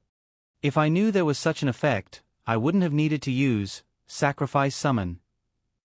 Dake shook his head slightly. He finally had the time to deal with the girl who was pretending to cry. He did not dawdle at all. He directly reached his hand under the vampire's armpit and scratched it twice, causing her to tremble and cry as she begged for mercy. However, her language was still limited. When she begged for mercy, it was like she was holding a banana in her mouth. It was unclear. Dake was not surprised. Digibeasts were special creatures that were born with the ability to speak human language. Although the vampire's daughter had a human form, she still needed to learn it. But it was not a big problem. He did not have much at home, but he had a lot of materials for early education. After making the vampire's daughter laugh, Dake turned her around and hugged her on his knees. He looked up at the ceiling slightly. He really felt a little tired. He thought for a moment and handed the vampire's daughter to the little demon beast, while he set an alarm and prepared to sleep. But before that, he did not forget to summon the dream demon. In fact, the moment the ritual ended, the dream demon had already completely recovered. But in theory, the dream demon was the same as the vampire's daughter. They were still vessels belonging to the Demon King. It would not be strange if the Demon King suddenly descended one day. However, the Magus had very strong control over the magic spirits that they refined. If the Demon King really descended, it would be like walking into a trap. In addition, the Dream Demon and the vampire's daughter's intelligence was given by the demon god's great sin. According to the class oppression, It was basically impossible for them to be replaced by the Demon King. Dake had some confidence in this point. According to the thoughts of the professors, if the Demon King's vessels were all refined into magic spirits, one day it would fall in on its own. At that time, it would be able to completely solve this problem. Speaking of the Demon King, I don't know how the Holy Church will react when they find out that the Demon King has escaped. Will it be announced on the spot? Although the probability is not high, I should pay more attention to the great sage daily these few days. In addition, this ritual could be said to be an accident. Even without this ritual, the Demon King's escape was inevitable. But the Demon King's sealed place is a complete secret. No one outside the Holy Church would know. I originally had no clue how it escaped, but now it seems that it is most likely related to the previous Archbishop. I don't know how they will react when they find out that the Demon King is dead after spending so much effort to break the seal. Thinking about it, Dake gradually fell asleep under the lick of the Dream Demon. The fully recovered Dream Demon's eyes suddenly lit up and revealed a greedy look. The second day of April. The students still hadn't recovered from the aftermath of the Easter Duel Festival. After entering the summoning class, the first-year students subconsciously turned around to look for the champion of the Duel Festival. But Dake Dimeng, who always came to the classroom early, was unexpectedly absent today. It wasn't until the second introduction to magic that Dake appeared in the classroom, looking a little sleepy. After entering the classroom, Professor Ka Zayer nodded at him, as if he already knew what happened last night. Then a little later, White and Luo both rushed into the classroom after the bell rang. But Professor Ka Zayer only asked them to sit down and didn't deduct any points. The introduction to magic class began with a lively atmosphere and ended without a hitch. Dake didn't eat breakfast, so he wanted to go to the cafeteria as soon as possible, but Professor Ka Zayer stopped him after class. He originally thought that Professor Ka Zayer wanted to talk about what happened last night, but he didn't expect that to be the case. "Didn't you get the transformation spell?" Professor Ka Zayer asked as he walked towards the office. Dake slapped his head and realized that he almost forgot about one of the rewards of the Duel Festival. He quickly said, "Yes, Professor. But it wasn't a complete magic card." Professor Ka Zayer smiled and said, "That transformation spell was specially made by me. You only need to write your own transformation spell to complete it. If you want, I can teach you myself." "Of course." Dake agreed, but then he curiously asked, "Professor, is that transformation spell like Professor Pawa Cheong-Si's or Professor Claire Cate's?" Facing this question, Ka Zayer paused for a moment before replying, "It should be like Professor Cheong-Si's." "That's not bad." Dake nodded. "If I successfully make the transformation spell, can I transform freely?" Professor Ka Zayer twirled a pen with his wand and laughed. "Don't be so optimistic. A transformation spell that can transform freely isn't something you can touch right now, and that thing might not be as good as a transformation spell that can only transform." Dake suddenly understood. "Then what can I transform into? Also a bear?" Professor Ka Zayer shook his head and said, "I don't know about that. Everyone's suitable form is different. The transformation spell card that I made limits the form of ordinary beasts. You might be able to transform into a cat or a mouse." Dake. Tisk. Professor Ka Zayer smiled. "How about it? Do you still want to learn?" Dake smiled. "Of course I want to learn. But Professor, on the basis of this transformation spell, is there a high-level transformation spell that can transform into magical animals?" Professor Ka Zayer drew an upward diagonal line with his wand and laughed. "There is. But if you want to transform into a magical animal or a magical beast, you need not only knowledge and level, but also talent. Professor Pawa Cheong-Si has a very unique talent in this area. If you want to dabble in it in the future, you can talk to her. Dake, let's talk about it again when I've mastered the magic language to an intermediate or advanced level." Professor Ka Zayer suddenly stopped, then pointed at a fork in the road in front of him and said, "That's the cafeteria. When you're ready to learn, come find me." Dake covered his stomach that was growling softly. His cheeks were slightly red as he quickly waved to the professor and said, "Then I'll go first." Goodbye, Professor. Professor Ka-Zayer watched his back disappear quickly and couldn't help but smile. From this day onwards, Dake Diming's school life returned to normal.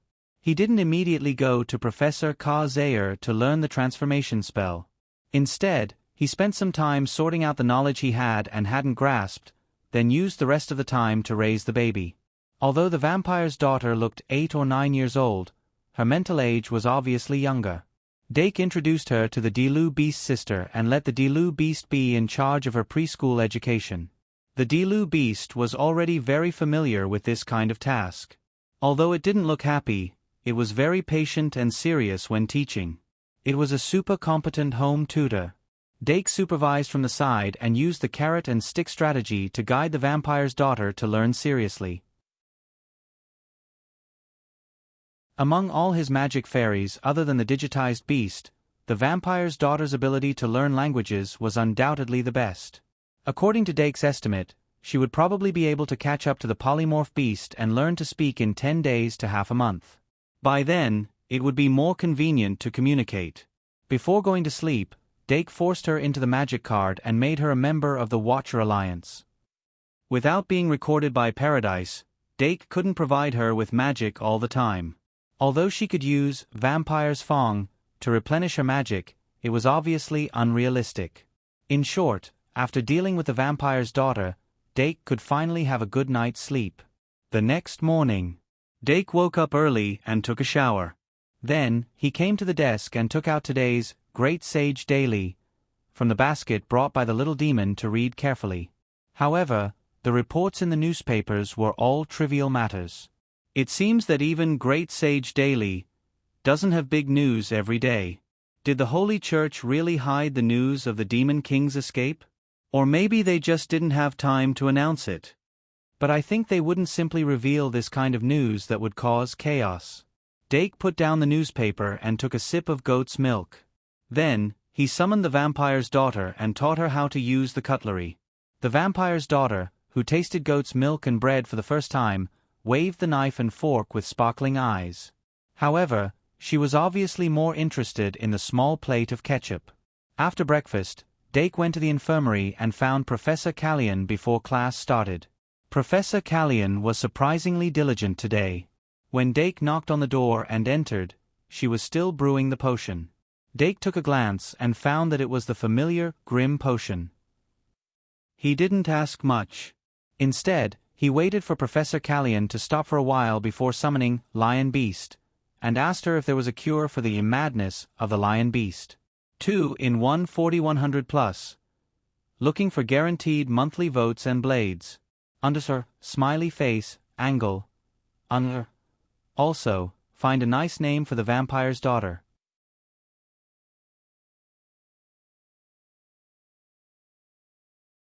Chapter 423. After Sister Ka-Lien learned of his intentions, she was surprised. To be honest, you're the first person who came to me to treat a magic guiding fairy. Dake said helplessly, my magic guiding fairy might be a little special. But Sister Ka-Lien just shook her head. No matter how special a magic guiding fairy is, it's still a magic guiding fairy. You have to know that everything about a magic guiding fairy is already engraved in the magic guiding card when it's refined. Whether it's height, weight, appearance, or racial characteristics, they're all already determined when it's born. These are all unchangeable. Dake was puzzled. What do you mean? Sister Ka-Lien twirled her pen and said, what I mean is that the madness you mentioned is also included in the basic characteristics of the lion beast. That's a part that can't be changed. Unless you refine the magic guiding card. Dake frowned slightly. Refine the magic guiding card? Sister Ka-Lien nodded. That's right. Deconstructing the existing magic guiding card, then adding new materials, and refining it a second time without causing damage to it, thus making up for the flaws of the magic guiding card or enhancing it appropriately. However, this is a very high-end application that involves a lot of knowledge. Once it fails, the magic guiding card will be completely destroyed. The risk is great. I don't think you're willing to take this risk. Dake was silent for a while before saying, then it seems that's the only way. Sister Ka-Lien smiled and said, there's no need to be so worried. Every magic guiding fairy has its own characteristics. Whether it's depraved, bloodthirsty, or crazy, they're all part of the characteristics. These characteristics may bring some flaws, but they can also make a certain aspect stand out. You have to learn to understand them and use them wisely. Don't treat them as a disease. Since it's not a disease, where's the medicine? When Dake walked out of the infirmary, his mood was a little complicated. Website https://m Vipkanshu. VIP. But Sister Kalyen's words changed his train of thought. Perhaps the lion beast's madness wasn't all bad? There was no point in thinking too much.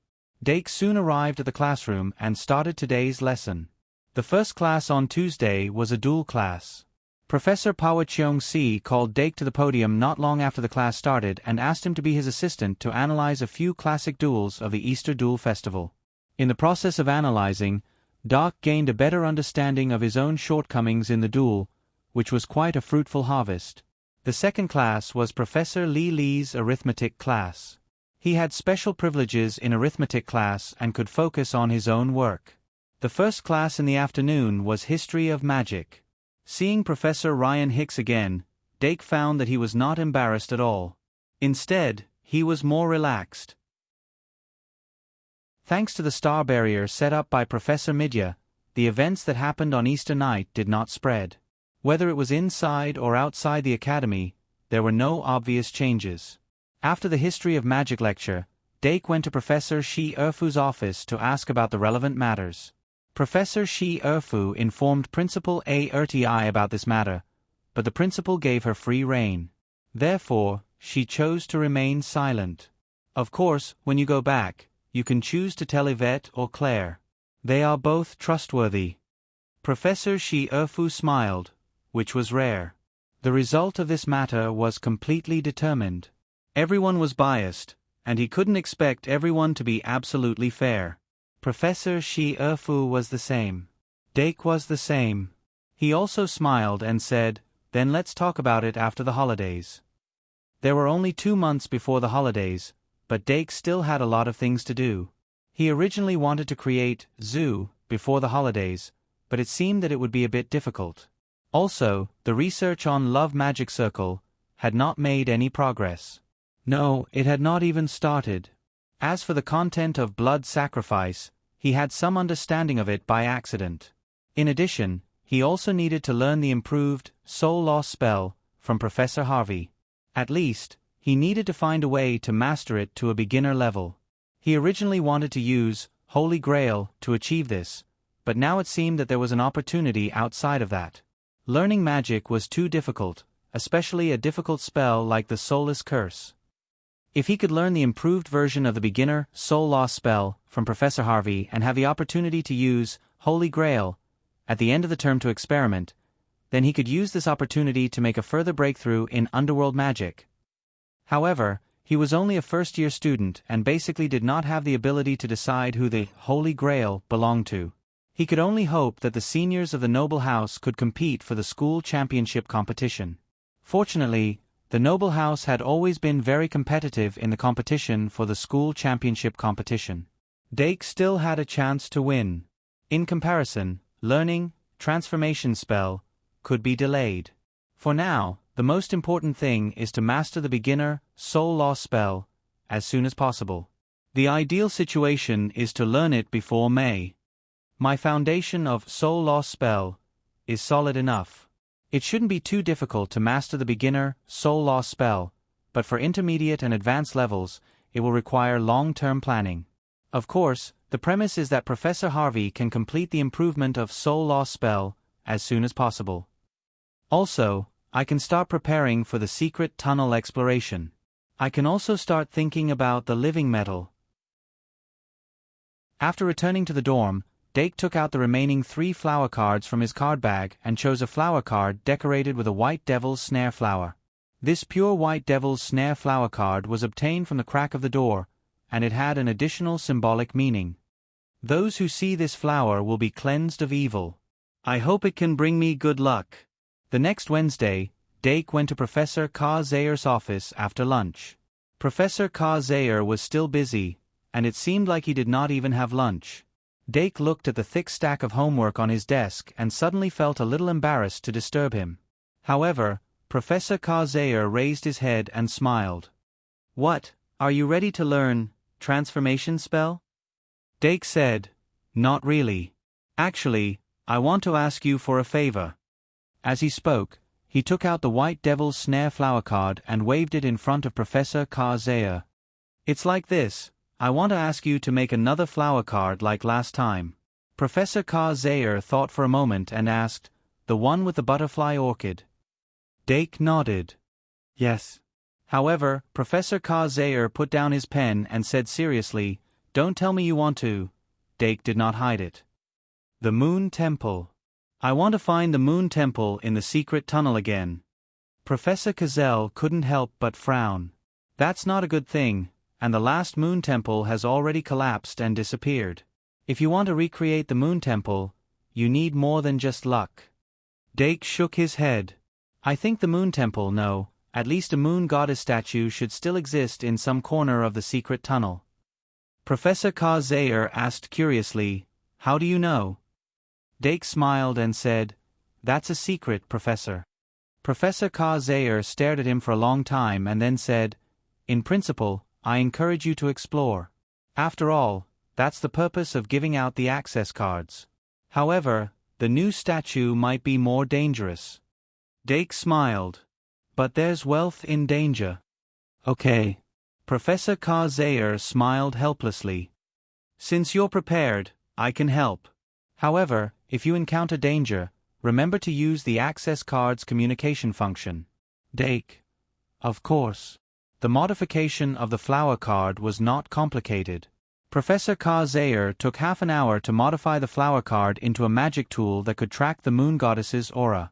However, when Dake happily went to take it, he waved the card and said, 100 credits. Doc couldn't help but be startled, but then he smiled and paid 100 credits for the production fee. The flower card that Professor Ka-Zayer modified wasn't a magic card, but a magic tool that relied on alchemy. After Dake received the flower card, he injected a trace of magic into it.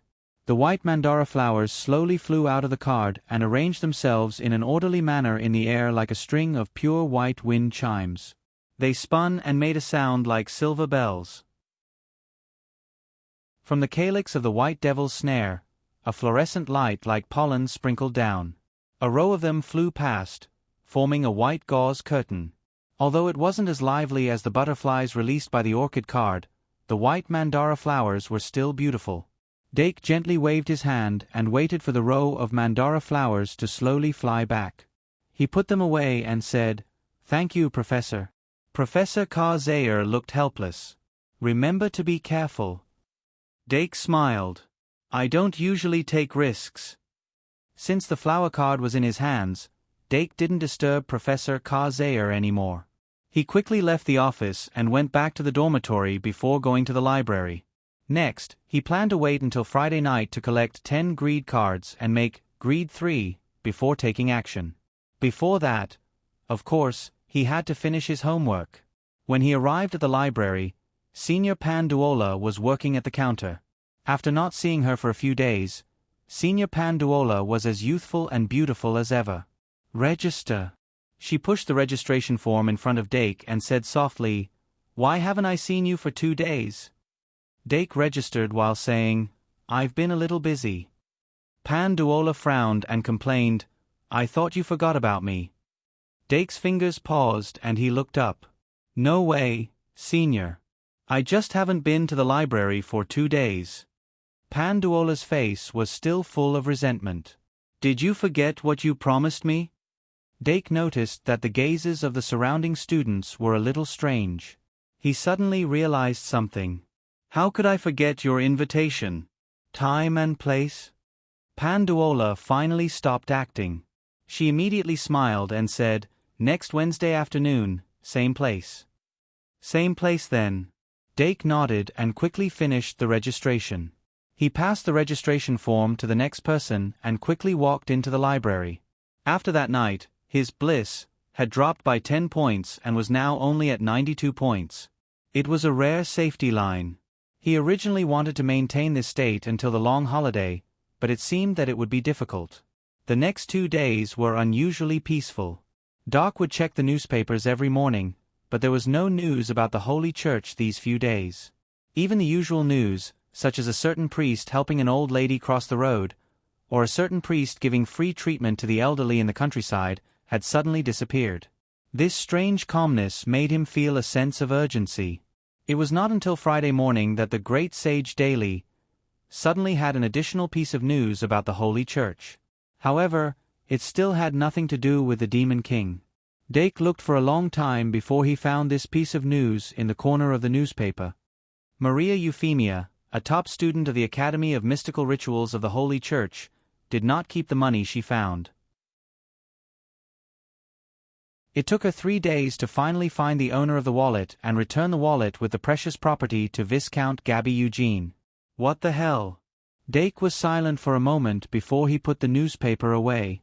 There were 2 classes on Friday morning. They were duels and magical beasts. The duel class was still focused on analyzing the classic cases of the duel festival, while the magical beasts class taught pure theoretical knowledge, which was rare. Professor Nini took out a book that was as thick as a brick and stuttered as she read the contents of the book. She was obviously not good at this kind of teaching method, but if she wanted to become an official magical beasts professor, this was the path she had to take. Although people often criticized her for following the book, if she couldn't even follow the book, then she was definitely not a good teacher. Professor Nini was also working hard for her dream. On Friday afternoon, when the gate to Travelers Street opened, Dake immediately entered Travelers Street with the crowd. He needed to buy a lot of things. In addition to the necessary preparations to enter the secret passage, he also needed to buy some furniture and gadgets for 8 or 9 years old children. In addition, he also needed to buy a small bed. Although the vampire's daughter probably wouldn't need it, children cared most about other people's things that they didn't have. Dake had this condition, so of course, he wouldn't mistreat any of the magic elves. After buying all the things he needed to buy, it was already 6 o'clock in the evening. Dake bought a bunch of food and brought it back to the dormitory to have dinner with the magic elves. Then, he waited until 8 o'clock in the evening, took out the magic braindropper, and began the 6th draw of this month. Starting from the night of April 1st until now, it was April 6th, he didn't forget to draw a drop of greed every night. Including tonight's drop, he had a total of 6 drops, which was 9 points of greed.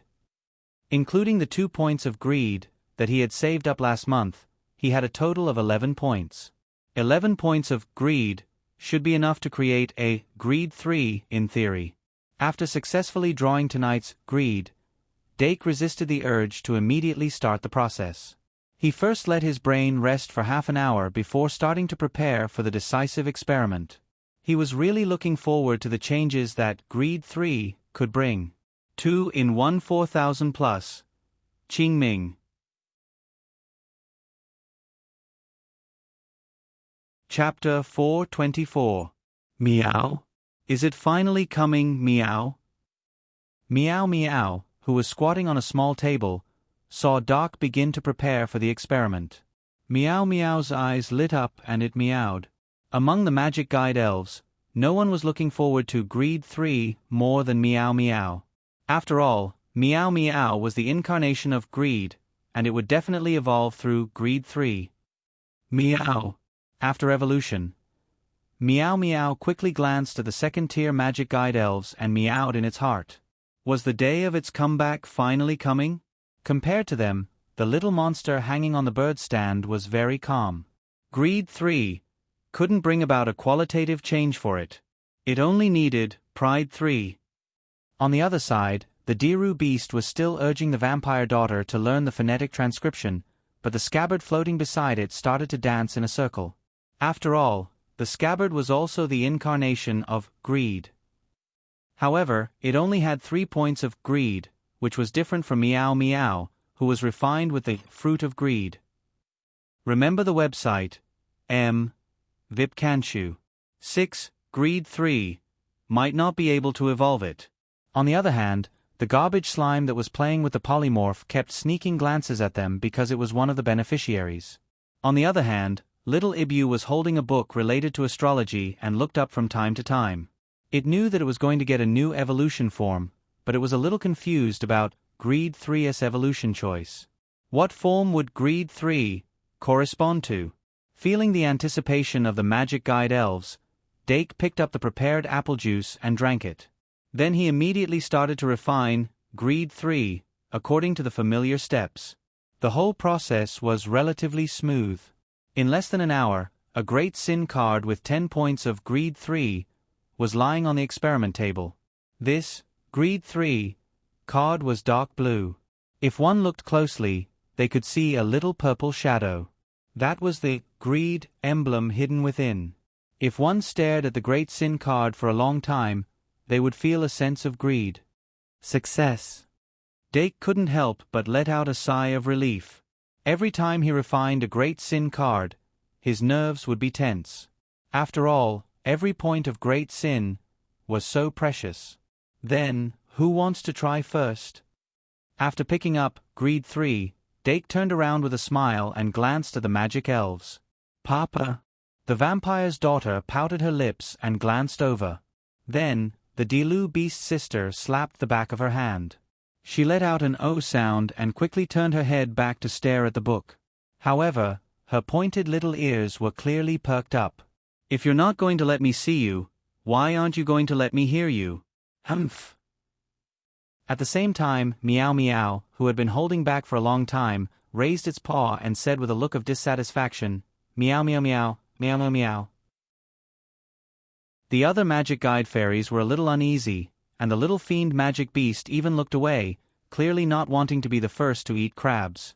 Since Meow Meow wasn't willing, and Dake wasn't a demon, he beckoned Meow Meow over. Meow Meow was overjoyed, and even its drooping eyelids opened a little. It put the carving knife and the wooden figurine on the table and ran into Dake's arms. Then, it sat on Dake's knee and raised its head, rubbing against Dake's palm. Dake rubbed its head and thought that it was great to have a catfish willing to take the bait. Of course, he was also looking forward to Meow Meow's evolution. In the name of Dake Dim Eng, Magic Guide Summoning. With the completion of the usual summoning spell, Greed 3's card's surface suddenly bloomed with a deep dark blue radiance. Under the illumination of this dark blue radiance, the whole bedroom seemed to be covered with a layer of hazy gauze, and there was a dark tone of desire and dissatisfaction. The magic guide fairies who were illuminated by the afterglow couldn't help but be greedy. However, they more or less expected it, and they all focused their minds to suppress the rising desire in their hearts. Only the vampire's daughter was immature and was quickly blinded by greed. Wah! She suddenly turned around and hugged the Diru beast, using her tender face to rub against the Diru beast's face. This was her wish for the past few days. Although the Diru beast had a look of disdain, it didn't move away. Instead, it grabbed her with both hands and hugged her to prevent her from running out and interfering with the experiment. On Dake's knee, the greed emblem appeared on the gold coin on Meow Meow's forehead. The dark blue radiance was madly sucked in like a whale sucking in water, causing the gold coin to be dyed a deep blue color. In the next moment, Meow Meow was enveloped in the light of evolution. Its body quickly elongated in the light, and its body continued to grow. In the blink of an eye, it had turned into a big cat with a slender body. Dake felt his knee sink, and Meow Meow had successfully evolved into Boss Cat. It still had the same light gray fur as Meow Meow, but the quality of the fur had obviously improved. It was even softer than the highest grade of velvet. After the evolution, Boss Cat looked more like a female lion. The gold coin on its head had turned into a deep blue bead, and its face and ears had become extremely round. Its eyes were half closed, and its pupils were very small. It wasn't much different from when it was still Meow Meow. Although this Boss Cat looked slightly different from the normal Boss Cat that Dake had a deeper impression of, he certainly wouldn't dislike it because of its round face. After looking at this round face for a long time, it actually had a kind of ugly but cute feeling. The first evolution Boss Cat couldn't control its greed. While lying on Dake's knee, it couldn't help but stretch out its paw to grab the drawer of the experiment table. Dake conveniently pulled its paw back and pressed it on its paw. Then, he used his other hand to infuse magic into Meow Meow's magic card and received a feedback. Card name, Boss Cat. Type, Elven card, level, race, bird beast, attribute, evil, magic power, 2500, attack, 2200, defense, 2500, ultimate skills, fur coat, provoke, guard, deceive, hiss. Dake took a quick look and had a rough understanding of Boss Cat's race, attributes, and measurements. Boss Cat was also a 5-star like the Dream Demon. This was within his expectations. However, Boss Cat's measurements were out of his expectations. If I remember correctly, Boss Cat shouldn't be a magic elven that specializes in defense. Instead, it specializes in speed. When it was still Meow Meow, it only had 900 points of defense. How did it become such a meat shield after evolving? Dake couldn't help but stroke Boss Cat's fur that was softer than velvet. A top-notch 5-star magic power and defense, and a slightly inferior attack. This cat boss has become a standard 5-star meat shield. Plus, it has these 4 ultimate skills. Dake first looked at the passive skill that should have been converted from its characteristics. Fur coat. Fur coat. Boss Cat's thick and smooth fur can reduce damage. When attacked in battle, damage is halved. Without technique expert, it's replaced by fur coat.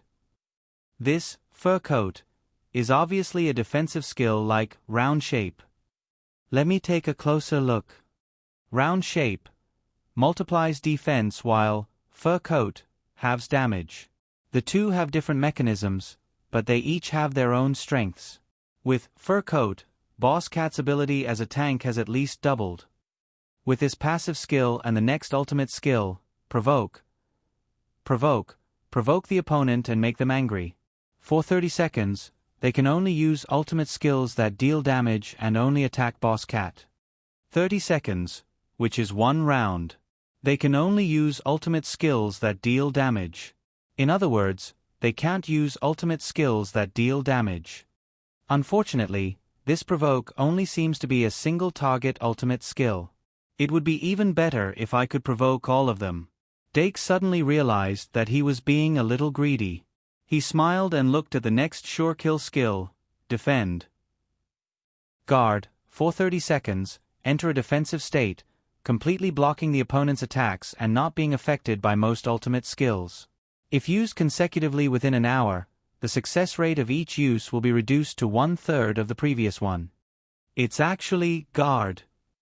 Provoke and guard is a full 30 seconds of single target control. Good fellow. Dark abruptly lifted Big Boss Cat up and pinched its pancake face with both hands, pulling it outwards, making its face even bigger and flatter. It looked funny with a hint of helplessness. If fur coat was a defensive skill, then guard was a godly skill among godly skills. Moreover, defend was a common godly skill that almost all Pokemon-type magic guide sprites could learn. If he could use a sure kill skill card to extract guard from Boss Cat, when the time came, he could use sure kill skill guard to protect a Pokemon from dying for 30 seconds. Of course, guard was not invincible. There were many types of sure kill skills that could be effective against guard. For example, the environmental changes brought about by field cards could not be guard. This mainly depended on the form of guard. It was not a 360-degree guard, but a shield-type skill that was used for frontal defense, so it could not block the effects of the field cards. In addition, sure kill skills like blow away were effective against guard. However, this did not change the fact that guard was a super defensive skill. I wonder how high the upper limit of guard is. In the real world, it was impossible for a shield-type sure kill skill to not have an upper limit. The only difference was how high the upper limit was.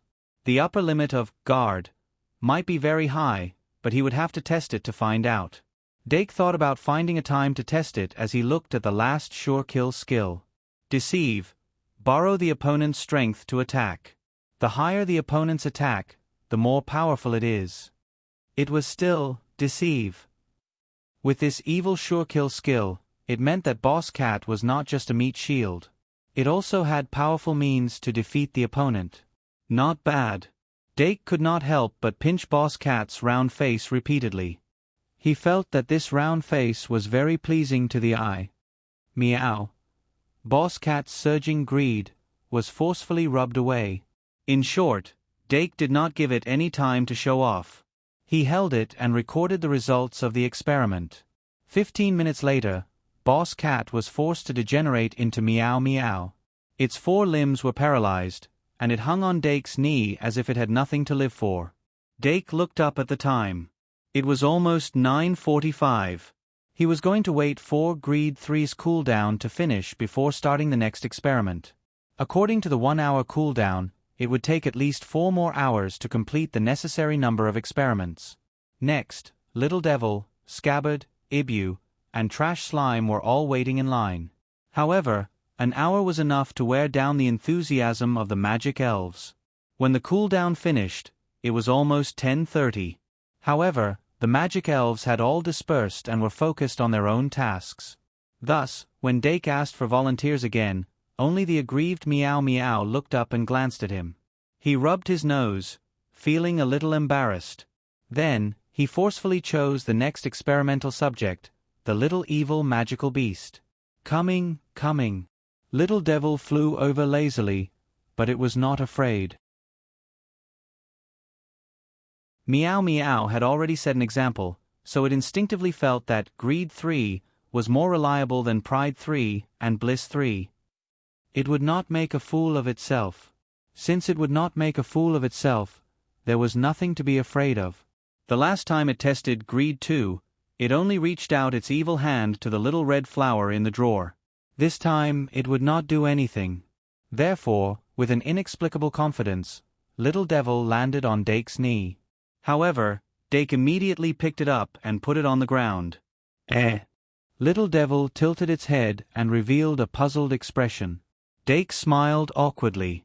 It was not that he did not want to carry it, but he was afraid that Little Devil would not be able to carry it after it evolved.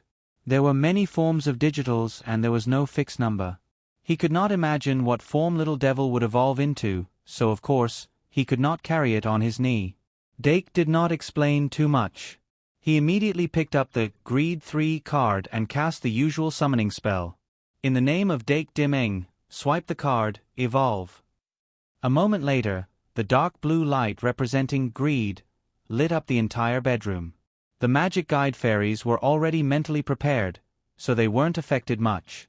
As the center of the light, the skull pattern on Little Devil's forehead had turned into the Greed emblem under the illumination of the stage lights. As all the light was absorbed by the Greed emblem, Little Devil's body began to shine and gradually turned into a luminous body. Then, its body was clearly elongated. Just from the extent of the body's elongation and the gradually forming outline, it was not much different from when it evolved into Little Devil. Could it be that the evolved form of Greed 3 is also Little Devil? Dake frowned slightly. Although he did not reject Little Devil, he still hoped to see a few different types of digitals. But as the light of evolution gradually faded, Little Devil's evolved form was clearly fixed. It was completely the outline of a Little Devil. But just as Dake was about to accept his fate, a trace of ice blue appeared in the light of evolution. This is... When the light disappeared, Little Devil's new evolved form was finally revealed. Almost at the same time, a wave of extremely cold air suddenly spread out. Frost even appeared on the corner of the table. Ha! Achoo! The vampire's daughter, who was affected by the cold air, sneezed. The Delu beast hurriedly hugged her and wrapped her up with a coat from his side. The vampire's daughter was clearly a 7-star magic elf with the highest 3 measurements, but she always gave people the feeling that she needed to be taken care of.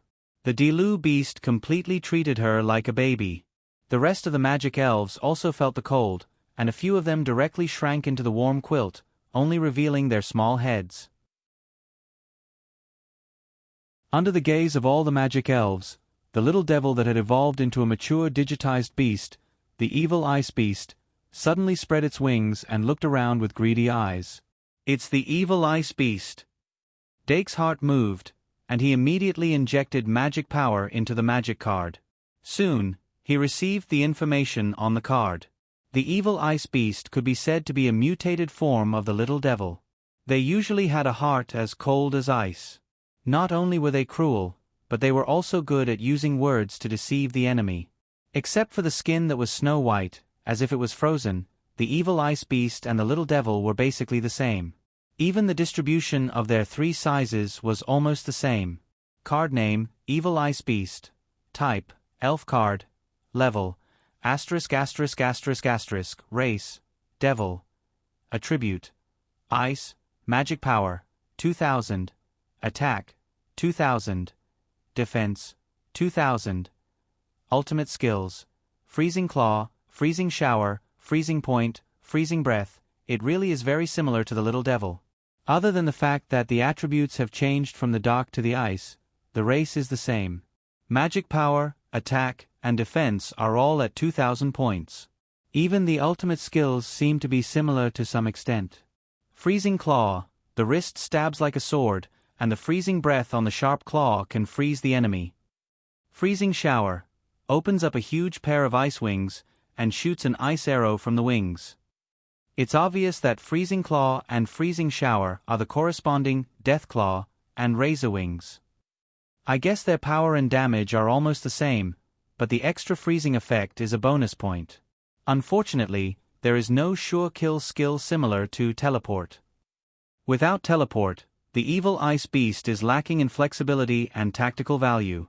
However, the remaining 2 ultimate skills might be able to make up for it. Dake continued to look at the ultimate skills. Freezing Point, shoots an icy blue light from the wrist, and freezes the enemy. Freezing Breath, uses the freezing breath to lure the enemy to a cold place. Freezing Point, is undoubtedly a transformational sure kill skill that doesn't deal heavy damage. Its freezing effect should be much stronger than Freezing Claw and Freezing Shower.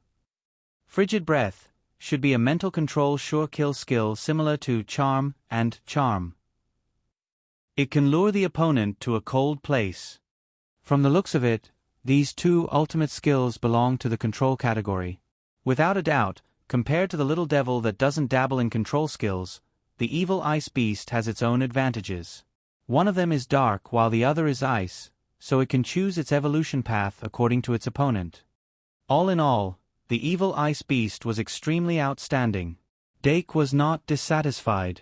He raised his head and looked at the evil ice beast that was eager to do something.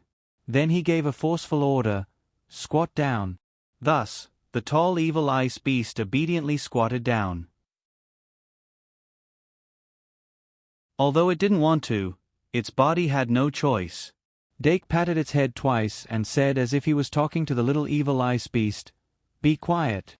When he turned around and started to take notes, the cruel, cold, and cunning evil ice beast squatted down like a rabbit for 15 minutes. After 15 minutes, the little evil ice beast opened its wings and flew to its little bed as if it was escaping. It pulled the blanket over itself and only its 2 little claws were exposed. "Oh!" There was a faint cry coming from under the blanket. Dake was not purposely giving the little evil ice beast a hard time. The main reason was that most of the evil ice beasts had bad personalities. The Great Sin card could always trigger their evil side, especially when it was used for the first time. After many attempts and getting used to it, the little evil ice beast could use its rationality to suppress its excessive desires even if Dake didn't order it to. Dake was very sure about that. There are 3 more experiments left. After Dake finished taking notes, he looked up at the time and took a shower while Greed 3 was on cooldown. Then, he put the notebook on the bedside table and got into bed to read while waiting. Tonight, he was going to stay up until 2 in the morning until all the necessary experiments were done. After seeing that their master had climbed into bed, the other magic elves who hadn't climbed into bed followed suit and climbed into their own little beds. Tonight was one of the rare times when Dake didn't recall the magic elves of the Watcher Alliance back into the card before going to bed. Meow Meow and Dream Demon had their own beds, and even Miss Vampire had a slightly bigger bed. This made Lion, the only one who didn't have a bed, feel a little lonely. The cat. Yes. After the vampire's daughter climbed onto the bed under the care of the Delu beast, She moved to the side of the bed and waved at the lion beast. Lion looked at the half of the bed that could only accommodate one of its arms and couldn't help but smile gently. It walked to the edge of the small bed and sat down. Then, it opened a children's book with phonetic notes and read a bedtime story. Miss Vampire moved to the side and shared half of the blanket with Lion. Then, she happily listened to the story. The bedroom gradually quieted down. Only Lion's voice continued to read the story. 3 in 1 6,000 plus. The rest of the experiment will be done tomorrow morning. Looking for monthly votes. Chapter 425. 11:30 at night. Dake closed the book and glanced at the vampire's daughter on the small bed next to him. He found that she had already fallen asleep. Actually, the magic elf didn't need to sleep, but the vampire's daughter obviously retained the habits of a child. He raised his head slightly and made eye contact with the lion beast. The lion beast had already put down the reading book. It even moved the half of the blanket back and folded the corners properly. Dake pointed at the magic card on the table, and the lion beast nodded slightly. Then, with a flash of light, the lion beast was kept back into the magic card.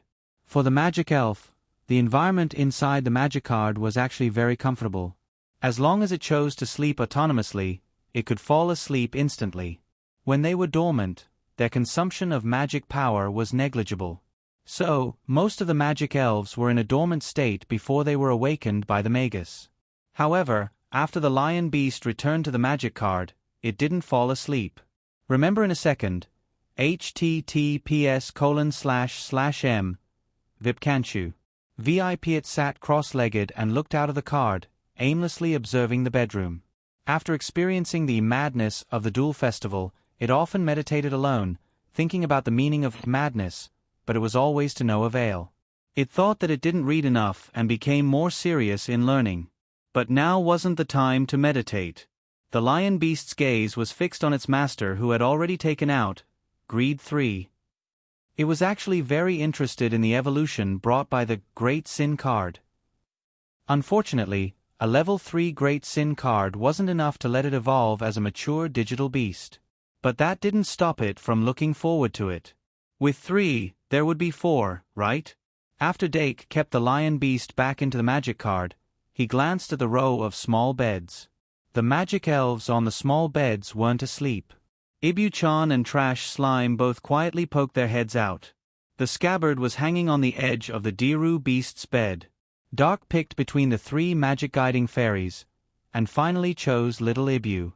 The little demon beast relied on Greed 3 to evolve into the ice element, Evil Ice Beast, which made him unconsciously associate greed with ice. He felt that little Ibu could also evolve into the ice element, Icy Ibu. He wanted to confirm his thoughts. If Ivan really evolved into Frozen Ivan through Greed 3, then his conjecture would be proven. The emblem of greed was printed with the astronomical symbol of Saturn. In the world of his previous life, Saturn was a gas giant planet, mainly composed of hydrogen, with a small amount of helium and other elements. Its inner core consisted of rock and ice, and its outer layer was covered by several layers of metallic hydrogen and gas.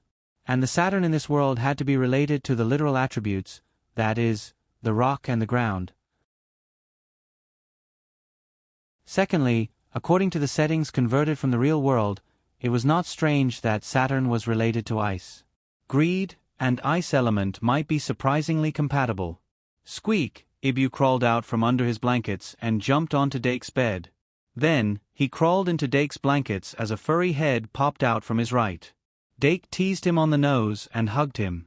He then put Greed 3 under the blankets and used a normal summoning spell to activate it. In the name of Dake Dimeng, magic summoning. The dark blue light representing greed was wrapped inside the blankets, but Ibu's fur was still dyed dark blue by the light. Dake could clearly see the emblem of greed appear between his eyebrows, and then he was surrounded by the light of evolution. Under the effects of Greed 3, Ibu's life form changed at a speed visible to the naked eye. It was as if an evil demonic beast had evolved into an evil ice demonic beast. Wisps of cold air spread out. However, This cold air was clearly not as domineering as the evil ice beast, and only brought a slight chill. "Looks like it really is frozen Ivan." Dake was slightly moved, and saw that the light of evolution had completely disappeared. Ibu in his arms had already evolved to twice his original size. That light blue body, the appearance of a fox, and the feeling of an icy cold body.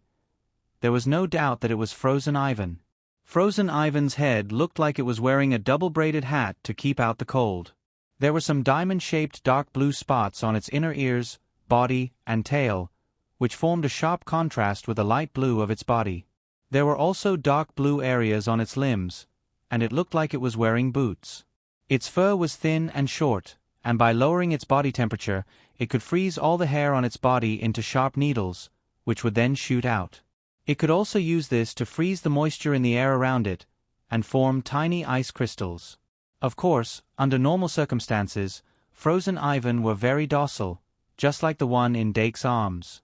Even if it was affected by Greed 3, it had no intention of burrowing out. Dake lifted it up and looked it over carefully, before stuffing it back under the blankets. He then took out the magic card that had been changed to Fantasy Beast, Frozen Ivan, and inserted magic to obtain information. Card name, Frozen Ivan. Type, Sprite card. Level, *******. Race, Bird Beast. Attribute, Ice, Magic. 1900, Attack. 1200, Defense. 1800, Sure Kill Skills, Mirror Reflection, Ice Gravel, Blizzard. It was still an orange card with 3 Sure Kill skills, and it was a very pure 4-star Ice Magic Sprite.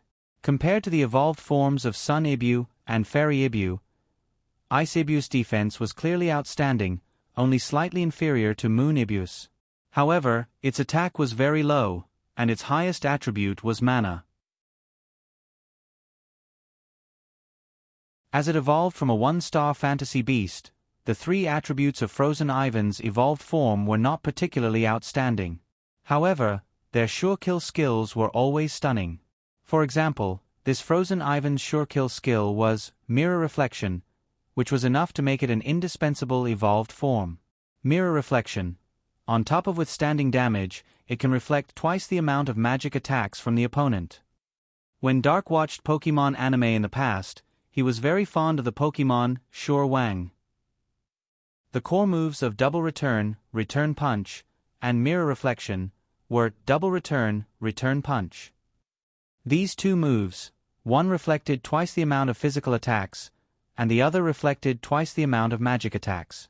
It was simply shameless to the extreme. Now that Frozen Ivan had mastered Mirror Reflection, it could barely be considered as a 1/2 Frozen Ivan. Of course, although it wasn't shown in the anime, Double Return and Mirror Reflection could only be reflected back after receiving damage. Therefore, if it couldn't even withstand one move, there was no need to talk about reflecting it back. Luckily, Frozen Ivan's magic and defense weren't low. Other than Mirror Reflection, Frozen Ivan had 2 more Sure Kill skills. One of them was Ice Gravel. Ice Gravel. Instantly create ice cubes and throw them at the opponent at an extremely fast speed, causing damage.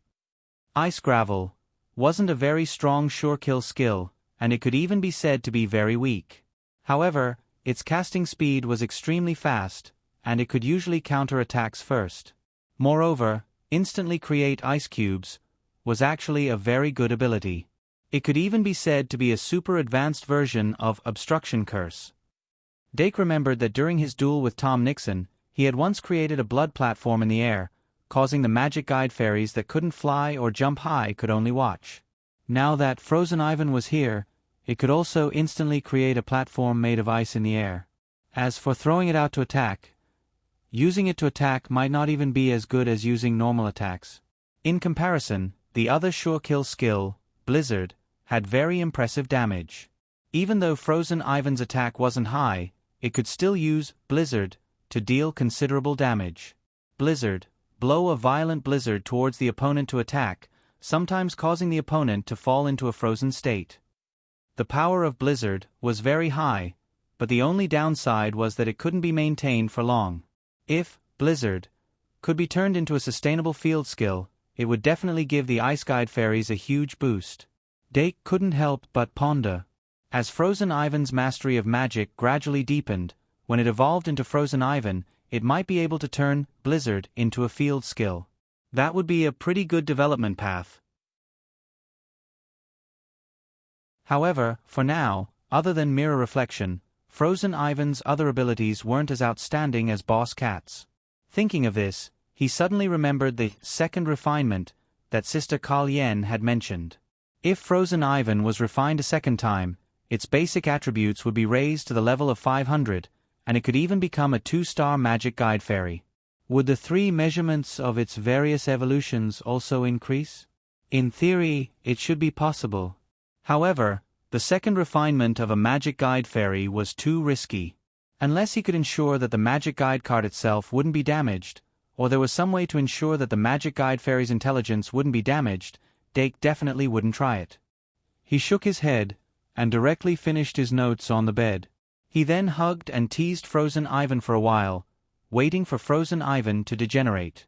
After degenerating, Frozen Ivan's big eyes squinted, and it took the opportunity to lie on Dake's bed with a happy face. Of course, Dake couldn't do something like chasing the magic guide fairy off the bed. He hugged Frozen Ivan to his chest, and continued to stroke it. Let's not talk about how the other magic guide fairies were feeling right now. In the dead of night, time always flew by quickly. In the blink of an eye, it was already 12:30. At this time, the scabbard and the trash slime were already ready to go. Doc glanced at the single scabbard and the Delu beast holding on to the single scabbard. He then glanced at the trash slime and the polymorph beast holding on to the trash slime. In the end, he chose the single scabbard. The scabbard was a 4-star magic guide fairy card, which was a natural second-tier magic guide fairy. Even though it still had 2 evolutions, there was actually a limit to a 3rd-tier magic guide fairy. Until now, it hadn't evolved a 2nd-tier magic guide fairy. Therefore, Dake wasn't too optimistic about the scabbard's evolution. However, the so-called experiment was to find possibilities from the unknown. As the saying goes, you have to try before you know. It's decided on you, scabbard. Thus, the Delu beast jumped down from the bed, circled around in front of everyone, and went into the blankets on the other side of Dake. Then, it passed the scabbard in its hand over. Scabbard. No matter what, the scabbard did come over. Dake pulled up the blankets and placed it inside. Then, he used Greed 3 on the blankets again. In the name of Dake Dimeng, Magic Guide Summoning. The strong blue light made the blankets transparent. Some blue light not only shot out, but also reflected the blue mottled shadows on the ceiling, like the undulation of the sea. The Delu beast and Frozen Ivan beside Dake stared curiously at the glowing blankets, quietly waiting for the scabbard to change. Yes, it had indeed changed. Regardless of whether Greed 3 had enough energy, from the current situation, the Greed series of Great Sin cards could indeed cause the scabbard to evolve. A section of the scabbard's hilt came out from the blankets and twisted with all its might. Its entire body was enveloped by the light of evolution. It was originally different from a normal scabbard, and now there were no changes. It was just like pulling a thread, and the other half of the scabbard's body was completely identical. At the same time, an oval-shaped light shadow gradually appeared from the glowing body. That was the shield that would appear after the scabbard evolved to the second stage. At this time, its shield was not complete, and it could not use the sure kill skill King's Gamble that could transform itself into a shield. However, this shield had already become an integral part of its body. What surprised Dake was that the scabbard's evolution process was very smooth. It was not hindered by the level 3 Great Sin card. Its eyes widened and emitted the emblem of greed. All of the light of greed was sucked into its eyes. When the light of evolution suddenly disappeared, a magic guide elf with 2 swords and an oval-shaped shield appeared under the blankets. Single scabbard, double scabbard. After the single scabbard evolved into the double scabbard, as its name suggested, it became 2 swords that crossed each other in an X shape. The overall shape was still slender and delicate, and the hollow pattern on the scabbard was a gorgeous pattern like the red spider lily. The only difference from its previous form was that the color of the sword's eyes and ribbons had changed from the original purplish blue to a more gorgeous purplish red. The shield on its back was like a sword box that held the two swords together.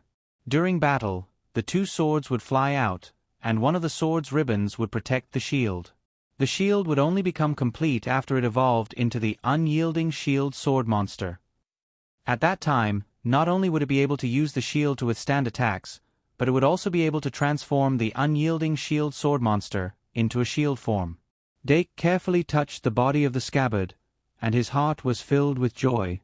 It seems that the Great Sin card's promotion of the Magic Guide Elf's evolution is not completely dependent on its energy level. Between the Grade 3 Great Sin card and the Grade 2 Great Sin card, there must be a difference that is more important than the difference in energy level. That is the decisive factor that causes the huge difference in the effects of the two Great Sin cards. No matter how many Great Sins 2 I use, it can't replace Great Sins 3. While thinking, Dake suddenly frowned. He noticed that the two ribbons of the double scabbard were quietly wrapped around his and the Dilu beast's wrists. Then, he could clearly feel that his magic was being sucked away like flowing water. Originally, after being taught by the Dilu beast, the single scabbard already knew how to absorb magic bit by bit. But obviously, its greedy desire had blinded its eyes. Dake untied the two ribbons that were like hands and tied the double scabbard tightly. Thus, the double scabbard could only twitch like a salted fish and make a whining sound. Dake took the opportunity to pick up the magic guide card and check it out. With the injection of magic, a large amount of information was fed back. Card name, double scabbard. Type, elf card. Level, race, undying species. Attribute, steel/spectre. Magic power, 3000. Attack, 2200. Defense, 2200. Ultimate skills. Weapon form, combo/, sword dance, holy sword. Has it become a 6-star elf? But why is it that other than the magic power from 1500 to 3000, and the defense from 1800 to 2200, there are no other changes? Yes, even the ultimate skills haven't changed. Could it be that this is the so-called surprise? Dake muttered for a while and looked at the various ultimate skills. Weapon form. The double scabbard can be transformed into a weapon form. The type of the magic guide card will also change accordingly. After that, combo/, sword dance, and holy sword, all had the same effect. There were no changes at all. Dake frowned slightly and said, "Transform into a weapon form." After receiving the order, the double scabbard immediately closed the eyes on the two swords at the same time. The thin ribbons that bound the swords quickly retracted and turned into two swords and a shield. The shield was obviously useless, but the two swords were exactly the same as the single scabbard except for the ribbons and eyes that had turned purplish-red. 1 into 2, is this what it means? Dake used both hands to pick up the two swords and looked at them carefully. Soon, he realized that the additional effect of each sword was exactly the same as the single scabbard weapon form. In other words, other than changing from one sword to two, there were no other differences. Why do I feel like it suddenly makes sense? Dake's frown slowly disappeared. The ultimate skills that the double scabbard left behind, whether it was weapon form, combo/, sword dance, or holy sword, they were all very powerful ultimate skills. It was fortunate that they were able to retain all of them. The multiplier of the magic power and the slight increase in the defense meant that after the single scabbard evolved into the double scabbard, other than splitting into two, its essence did not change. Thinking about it, this was obviously a good thing. If this is the case, the Dilu beast and the lion beast will each have a holy sword. It's perfect. Thinking about this, Dake couldn't help but look at the lion beast magic card on the table. The lion beast in the card saw him looking over and immediately gave him a thumbs up. Good job. What Dake didn't know was that at this moment, the little devil beast that only revealed a pair of eyes from under the blanket was fantasizing about splitting into two. One into a black cat, the other into a white cat. Wouldn't they be able to merge and evolve into the Basti beast? Thinking about it, the little devil beast was so happy that it was drooling. When the bedroom became quiet again, it was already 1 o'clock. Dake rarely slept so late. His biological clock kept warning him, so he couldn't help but feel a little tired. He picked up the book again and read to pass the time. Finally, at 1:40, the cooldown of Greed 3 was refreshed. The trash slime that had been waiting for a long time was carried off the bed by the polymorph monster. Splat! The polymorph monster excitedly jumped onto the bed and slapped Dake's face like jelly. Dake helplessly pulled the polymorph monster and the trash slime off his face. Then, he hid the trash slime back under the blanket and used the usual summoning spell to activate Greed 3. The trash slime enjoyed the light of greed, and comfortably made a gulu gulu sound. Its shape also naturally changed under the effect of Greed 3. Dake had done his research earlier. Slimes generally had three major characteristics, which were transformation, fusion, and devouring. His trash slime was obviously a devouring characteristic. Therefore, among the 7 major sins, gluttony was the most compatible with it, followed by greed. However, gluttony was still far away, so it was great that greed was effective. Dake carried the trash slime out from under the blanket. Its shape had already entered the final stage of its transformation, and only its outline was emitting a faint blue light. When the blue light completely disappeared, a bigger jelly-like slime appeared in his palm. Dake felt his palm sink a little, and he couldn't help but put his hand down.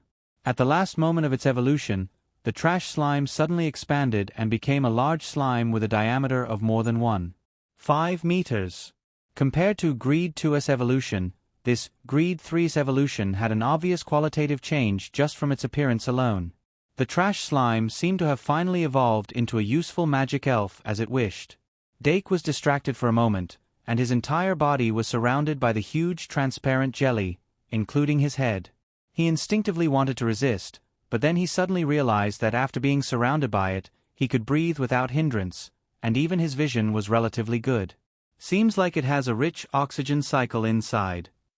Therefore, Dake wasn't in a hurry to break free, and he directly took the magic card and injected magic into it. Soon, there was a message feedback. Card name, Greed Slime 2. Type, Elf Card Level. Race, Elemental. Attribute, Grass. Magic Power, 3000. Attack, 0. Defense, 2000. Killing Move. Greed becomes part of nature, division becomes principle, photosynthesis. Sure enough, not only did it jump from 1 star to 4 star, but its magic power. 3000? Dake suddenly blinked, and an indescribable look of shock appeared on his face. He was already used to the fact that his own magic elf's 3 measurements were more than the maximum, but how could it exceed 1000 points all of a sudden? This was the same as the magic power of the double scabbards, okay? And it had a total of 2000 points of defense. 3-in-1 6100 plus. Wow, the author is so hard-working, how can he bear not to give monthly votes? Give all of them. Wah wah wah.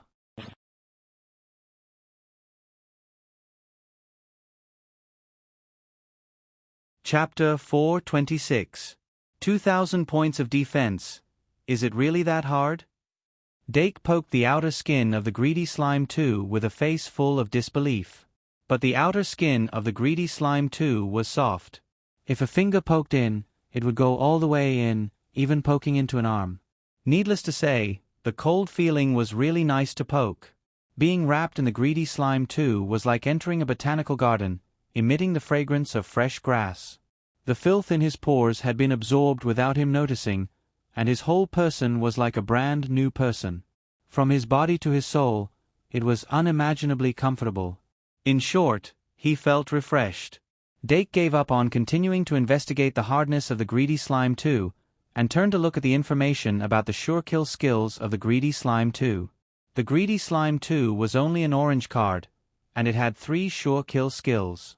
Among the 3 sure kill skills, Dake could roughly recognize the last 2.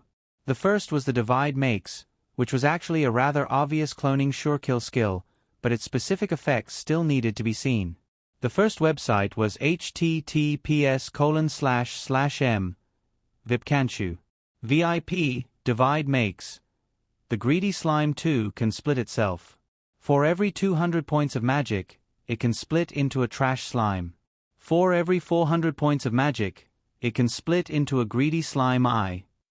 The trash slime's 3 stats were magic power 100, attack 0, and defense 0. The greedy slime eye's stats were magic power 200, attack 0, and defense 0. In other words, the greedy slime too needed to consume twice as much magic power to split into a trash slime or a greedy slime eye. And according to the description, the slimes it split into seemed to be independent individuals, and didn't need a magic card like the Great Liberation to be used as an offering.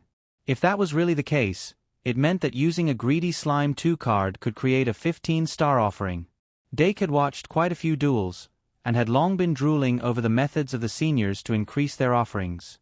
If he had a similar method, he would naturally be very happy. However, he did not immediately experiment with it. Instead, he turned to look at the next sure kill skill, photosynthesis. Photosynthesis is a biological term. It usually refers to the process of green plants absorbing light energy and synthesizing carbon dioxide and water into energy-rich organic matter while releasing oxygen. However, greedy slime 2's sure kill skill, photosynthesis, clearly had a similar effect as Pokemon's life-sharing skill. Photosynthesis restores 1/2 of maximum mana. If it was a sunny day, it could recover up to 2/3 of its maximum MP in one go and recover 4 MP per second. If he was in a sandstorm, hailstorm, rain, heavy rain, or fog, he would only be able to recover 1/4 of his maximum HP. It can't be used at night.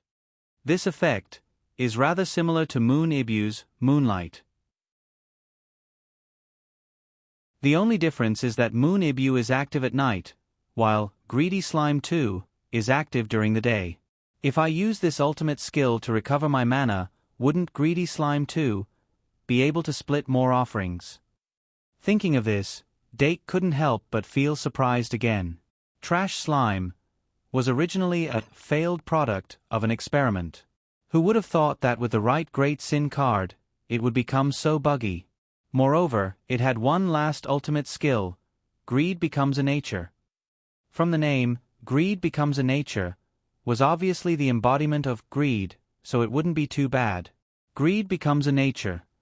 Greed from the root gives the greedy slime an endless desire. No matter what kind of treasure it is, it will always want to obtain more. And it will always be able to find what it wants. This description, could it be another treasure hunting skill? Give it an item, and it will help you find more of the same kind of item. Dake's thoughts moved, and he had a preliminary understanding of greed becomes a nature. It was obviously different from the other treasure hunting skill, treasure sniffing. Greed becomes a nature was a sure kill skill that could be used to find specific items.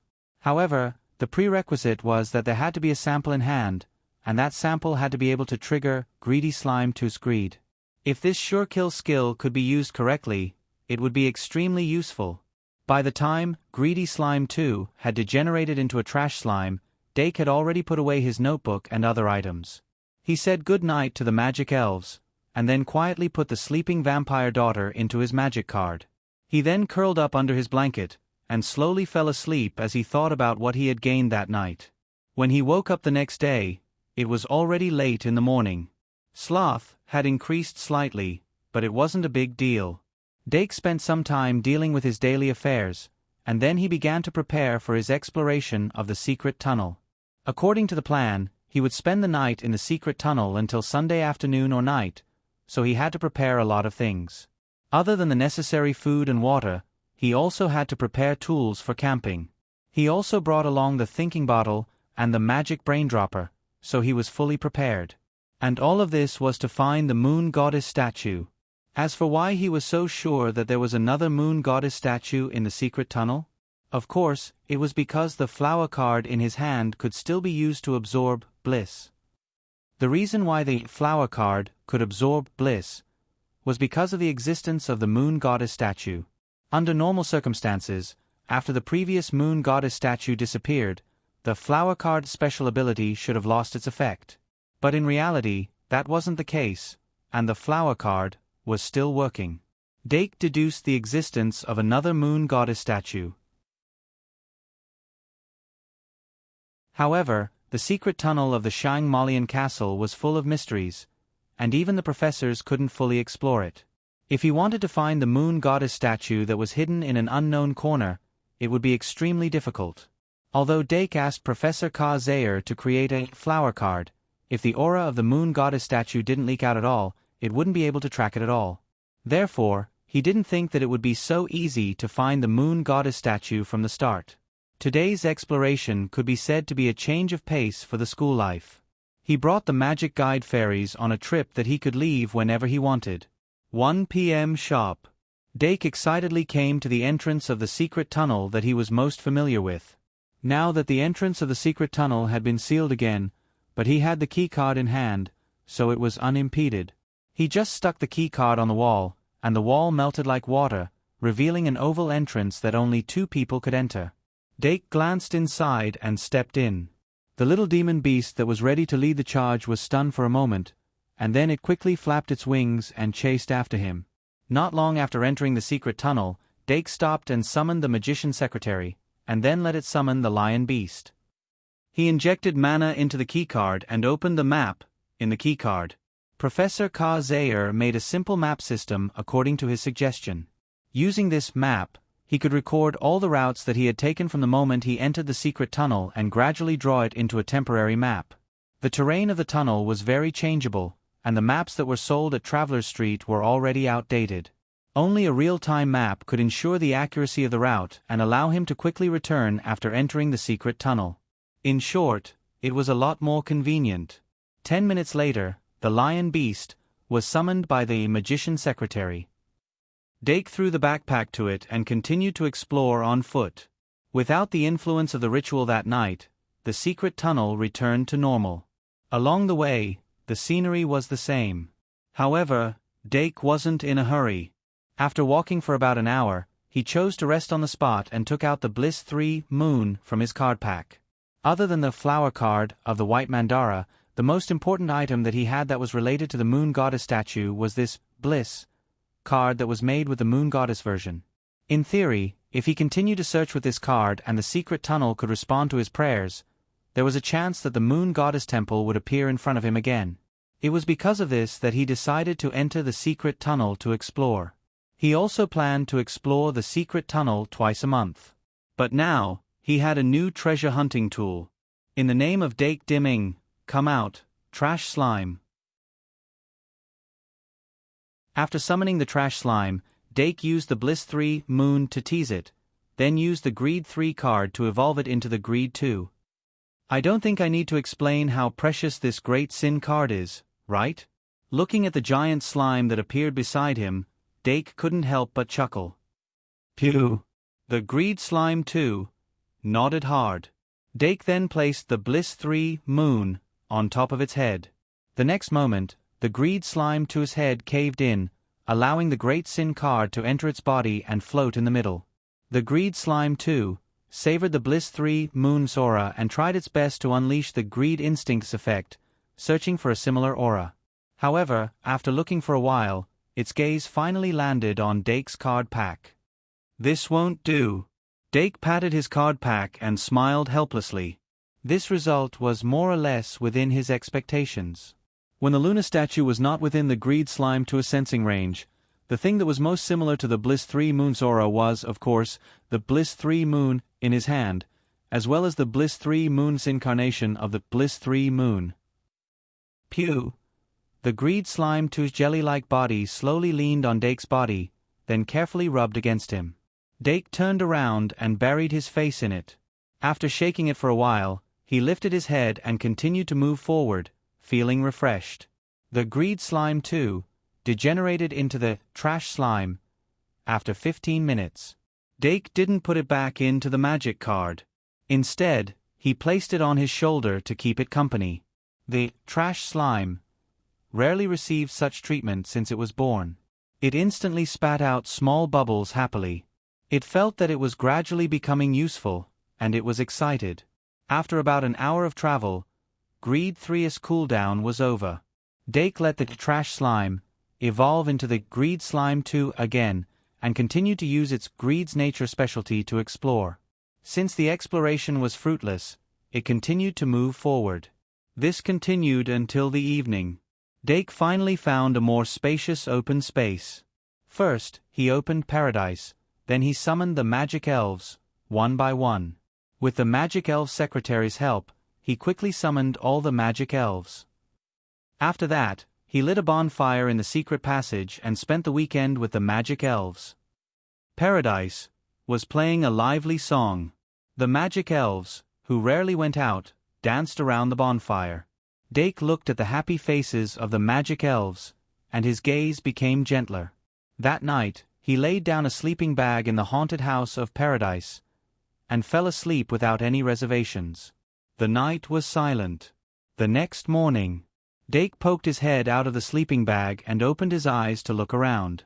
He saw that the magic elves were curled up around him like cats. The cute dream demon floated in the air, swaying its body like a will-o'-the-wisp. It obviously didn't sleep at all. Dream demons were nocturnal creatures, so they were in charge of keeping watch. After breakfast, Dake put away Paradise and the magic elves back into the magic elves, one by one, leaving only the little devil, the lion, and the trash slime by his side, and then he continued to explore. At 3 o'clock in the afternoon, when Greed Slime 2 search was fruitless, Dake knew that he could only return empty-handed for this week's exploration. He didn't continue to stay in the secret passage. Instead, he sat on the lion's shoulder and returned the way he came from as fast as he could. Using the map drawn by the door card, he finally found the exit of the secret passage before nightfall and returned to the castle. Even though he returned empty-handed, the experience of this exploration would eventually be turned into future experience, gradually accumulating the germination of results. In the depths of the secret passage, there were also subtle changes because of his return trip. Dake, who didn't know about this, had a sudden impulse after returning to his dorm. He set up his drawing board and drew a bonfire family portrait. Perhaps he didn't come out empty-handed. Until Tuesday night, Dake chose pride when he drew big sins. In fact, pride was the only choice he had. Greed, which had increased tremendously during the Duel Festival, had reached its critical point after a few days of drawing. Bliss was also below 95 points. Only pride, which had increased slightly after winning the championship, could be drawn again. In 4 nights, he had accumulated a total of 6 points of pride. Then, it was Wednesday. With a hint of anticipation, Doc closed his eyes under the blanket. Good night. 2 in 1. 4/100 plus.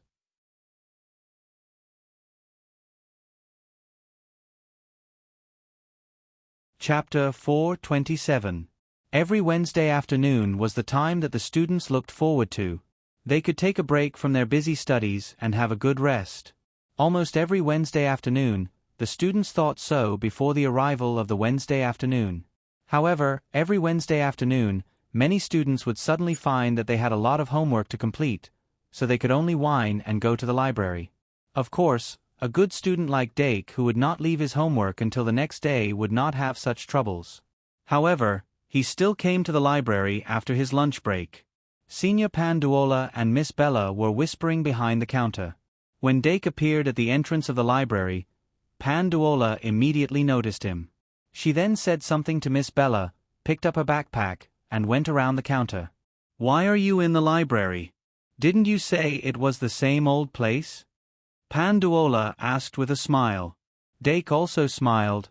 "It's more convenient to come here." "Which laboratory?" Panduola took out a bunch of keys from her pocket and said, "The same old place." The same old place was naturally the laboratory that they used to study the fusion magic card. The website was Vipkanshu. VIP. Dake thought about the time when his knowledge increased rapidly and felt a little warm in his heart. Last time, he stood in the position of a pure beneficiary. This time, it was the other way around. He hoped that he could at least be of some help to his senior. Of course, participating in the experiment of a top student in the 4th grade was also very beneficial to him. The two chatted as they walked and soon arrived at the laboratory. "So, what kind of experiment is it?" Dake asked again when they walked into the laboratory. Panduola kept him in suspense. At this time, she just blinked and said, "Take a guess." "What's there to guess?" Dake could not help but roll his eyes. "To be able to find me as an assistant, it should be an experiment related to fusion, right?" "You're so smart." Pandora extended her snow-white index finger and gently tapped his forehead. She then smiled and said, "I want to find out what kind of differences exist between magic guide fairies that can be fused and magic guide fairies that can't be fused." Dake thought for a moment and said, "So you're trying to find out the secret behind why some magic elves can be used as materials for fusion?" Panduola nodded. "You can say that." Dake asked with a curious expression, "Senior disciple sister, are there any types of magic guide spirits that you can fuse with?" Panduola looked into his eyes and asked, "Of course I do."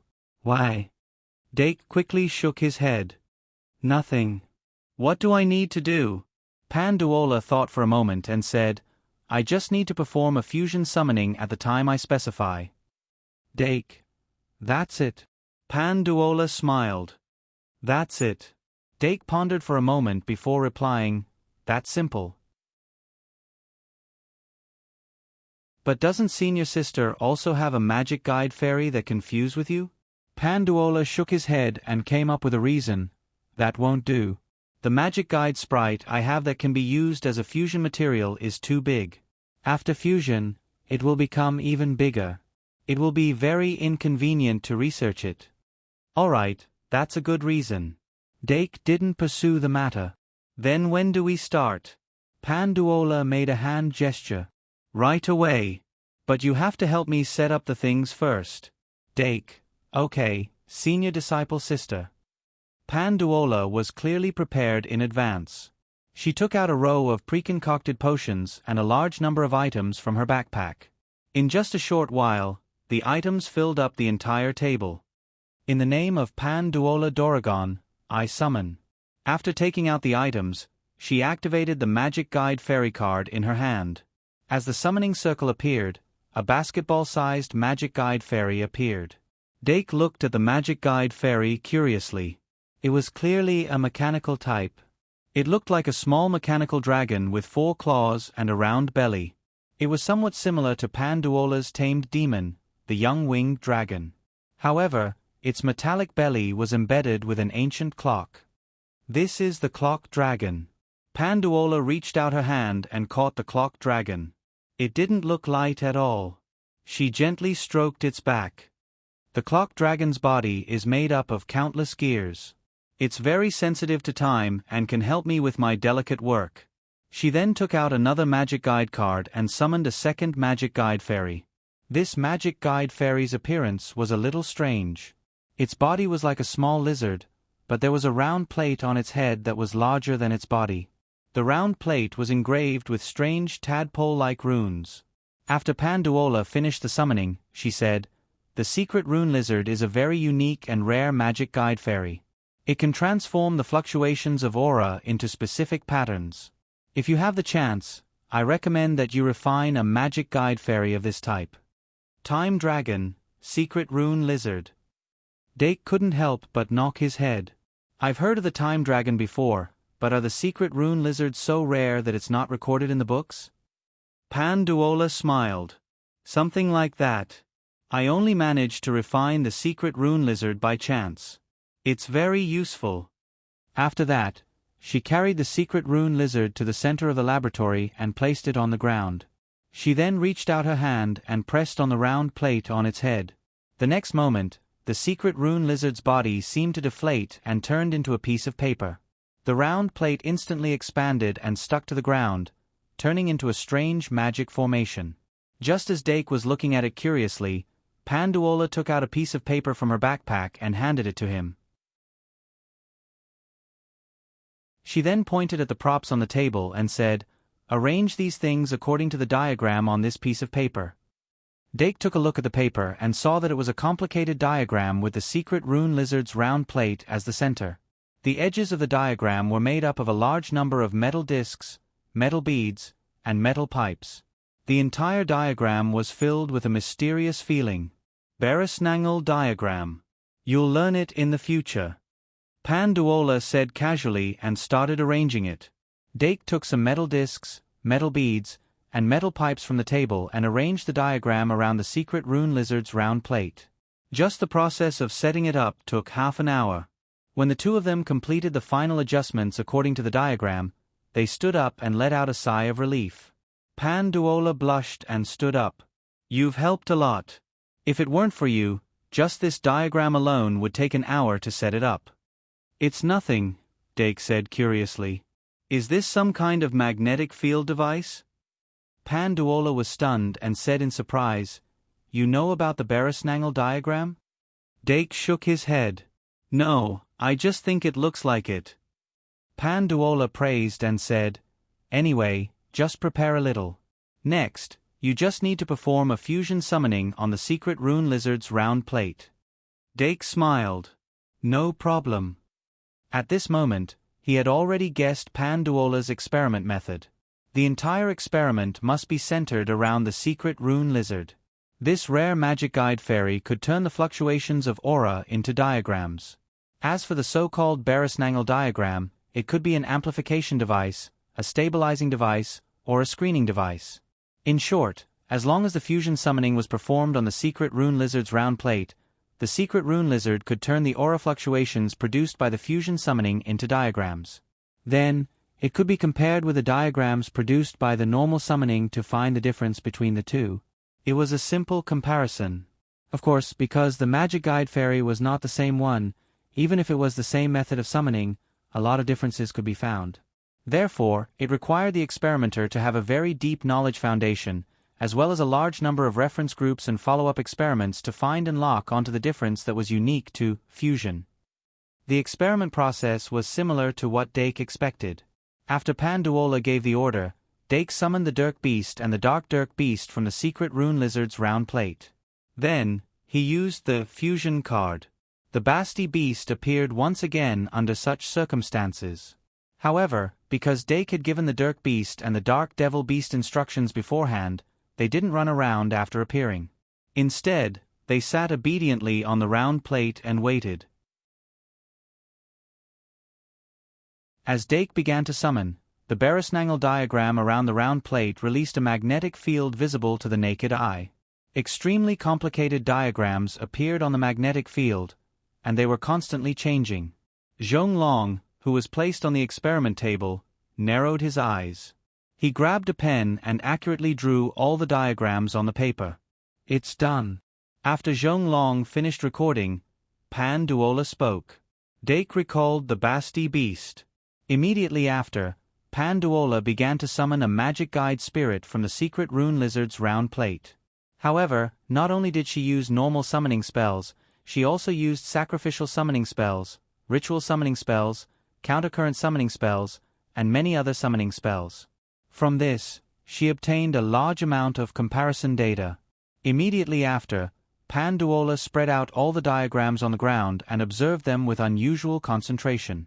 Dake only took a glance and was certain that with his current level, he couldn't see the so-called difference. However, after half an hour of observation, Panduola seemed to have finally found something. She suddenly stood up and quickly walked to the experiment table. Then, she used the prepared potions and began to mix them. Every time she mixed a potion, she would sprinkle it on the secret rune lizard's round plate. Then, she would record the diagrams produced by the fluctuations and compare them again. During this process, Dake silently shouldered the task of cleaning up the potions. In the beginning, he relied on himself to clean up. However, later on, as Panduola's speed in mixing the potions became faster and faster, he simply summoned the trash slime and let it shine in his proudest domain. At this time, Panduola was completely immersed in the experiment and didn't notice the passage of time. In the blink of an eye, dusk arrived and the sunset attacked. Dake suddenly came back to his senses and realized that it was already late. He was a little surprised and summoned the polymorph. He ordered it to clean up the potions together with the trash slime while he quietly left the experiment room. There was still astronomy class tonight. Otherwise, he might have accompanied her in the experiment room. During the astronomy class, Professor Midya wasn't affected by the matter of the blood mistress. As usual, she taught all kinds of astronomy knowledge and supplemented it with astrology. Dake also brought Ibu along to listen to the class. In order to increase Ibu's learning efficiency, he would sometimes use Pride 3 and evolve Ibu into the son Ibu. After evolving into the son Ivan, its divination talent had instantly increased, and its understanding of astrology had also become easier and simpler. Even if it degenerated back into Ibu, this knowledge and understanding wouldn't disappear. Through this method, Ibu-chan's learning path, which had always been difficult, finally became smoother. Now, it could be said that she had a bit of a foundation. From 7:30 to 9 o'clock, the astronomy class that lasted for an hour and a half finally ended. Dake took the textbook and immediately rushed to the experiment room. However, when he pushed open the door and entered, he found that Panduola was still repeating the process of comparison analysis, mixing potions, recording images, comparison analysis. She was like the most precise machine. Her thinking didn't become bored or negligent because of this repetitive work. "You've worked hard." Dake patted the polymorph that was in charge of moving the trash slime and took over the job again. He used the trash slime to clean up the potions in the disc while observing Panduola. There weren't many opportunities to quietly observe her like this. He looked at her face that shone with a bright light. Dake's thoughts gradually drifted away from the experiment. He slowly recalled the process of getting to know Panduola and the little changes that happened to her during this process. At first, her smile was often perfunctory and fake, but later it became more and more sincere. Her changes were actually very obvious. Especially around the Christmas holidays, her state of mind was obviously different. Of course, Dake wasn't conceited enough to think that this change was caused by him. He recalled the past bit by bit. Unknowingly, he had a more comprehensive understanding of the clues. Then, inspired by the recent events, he suddenly had an idea that he didn't know why he felt that it was very reliable. Senior Panduola, she couldn't have found her mother, could she? Once this idea came out, it couldn't be stopped. After connecting the dots, Panduola went to the Forest of Exile to mourn after Christmas. That period of time was also when Bodya prison was breached. Ophelia Brad definitely wasn't the only one who escaped from the prison. Dake suddenly realized that he might have discovered his senior's secret. Even if it's not her mother, it should be an extremely close family member. Dake. Yes. 2 in 1 4000 plus. You're tuning in to the Narrate and Escape YouTube channel. Don't forget to subscribe and join us on this journey to catch the most captivating stories.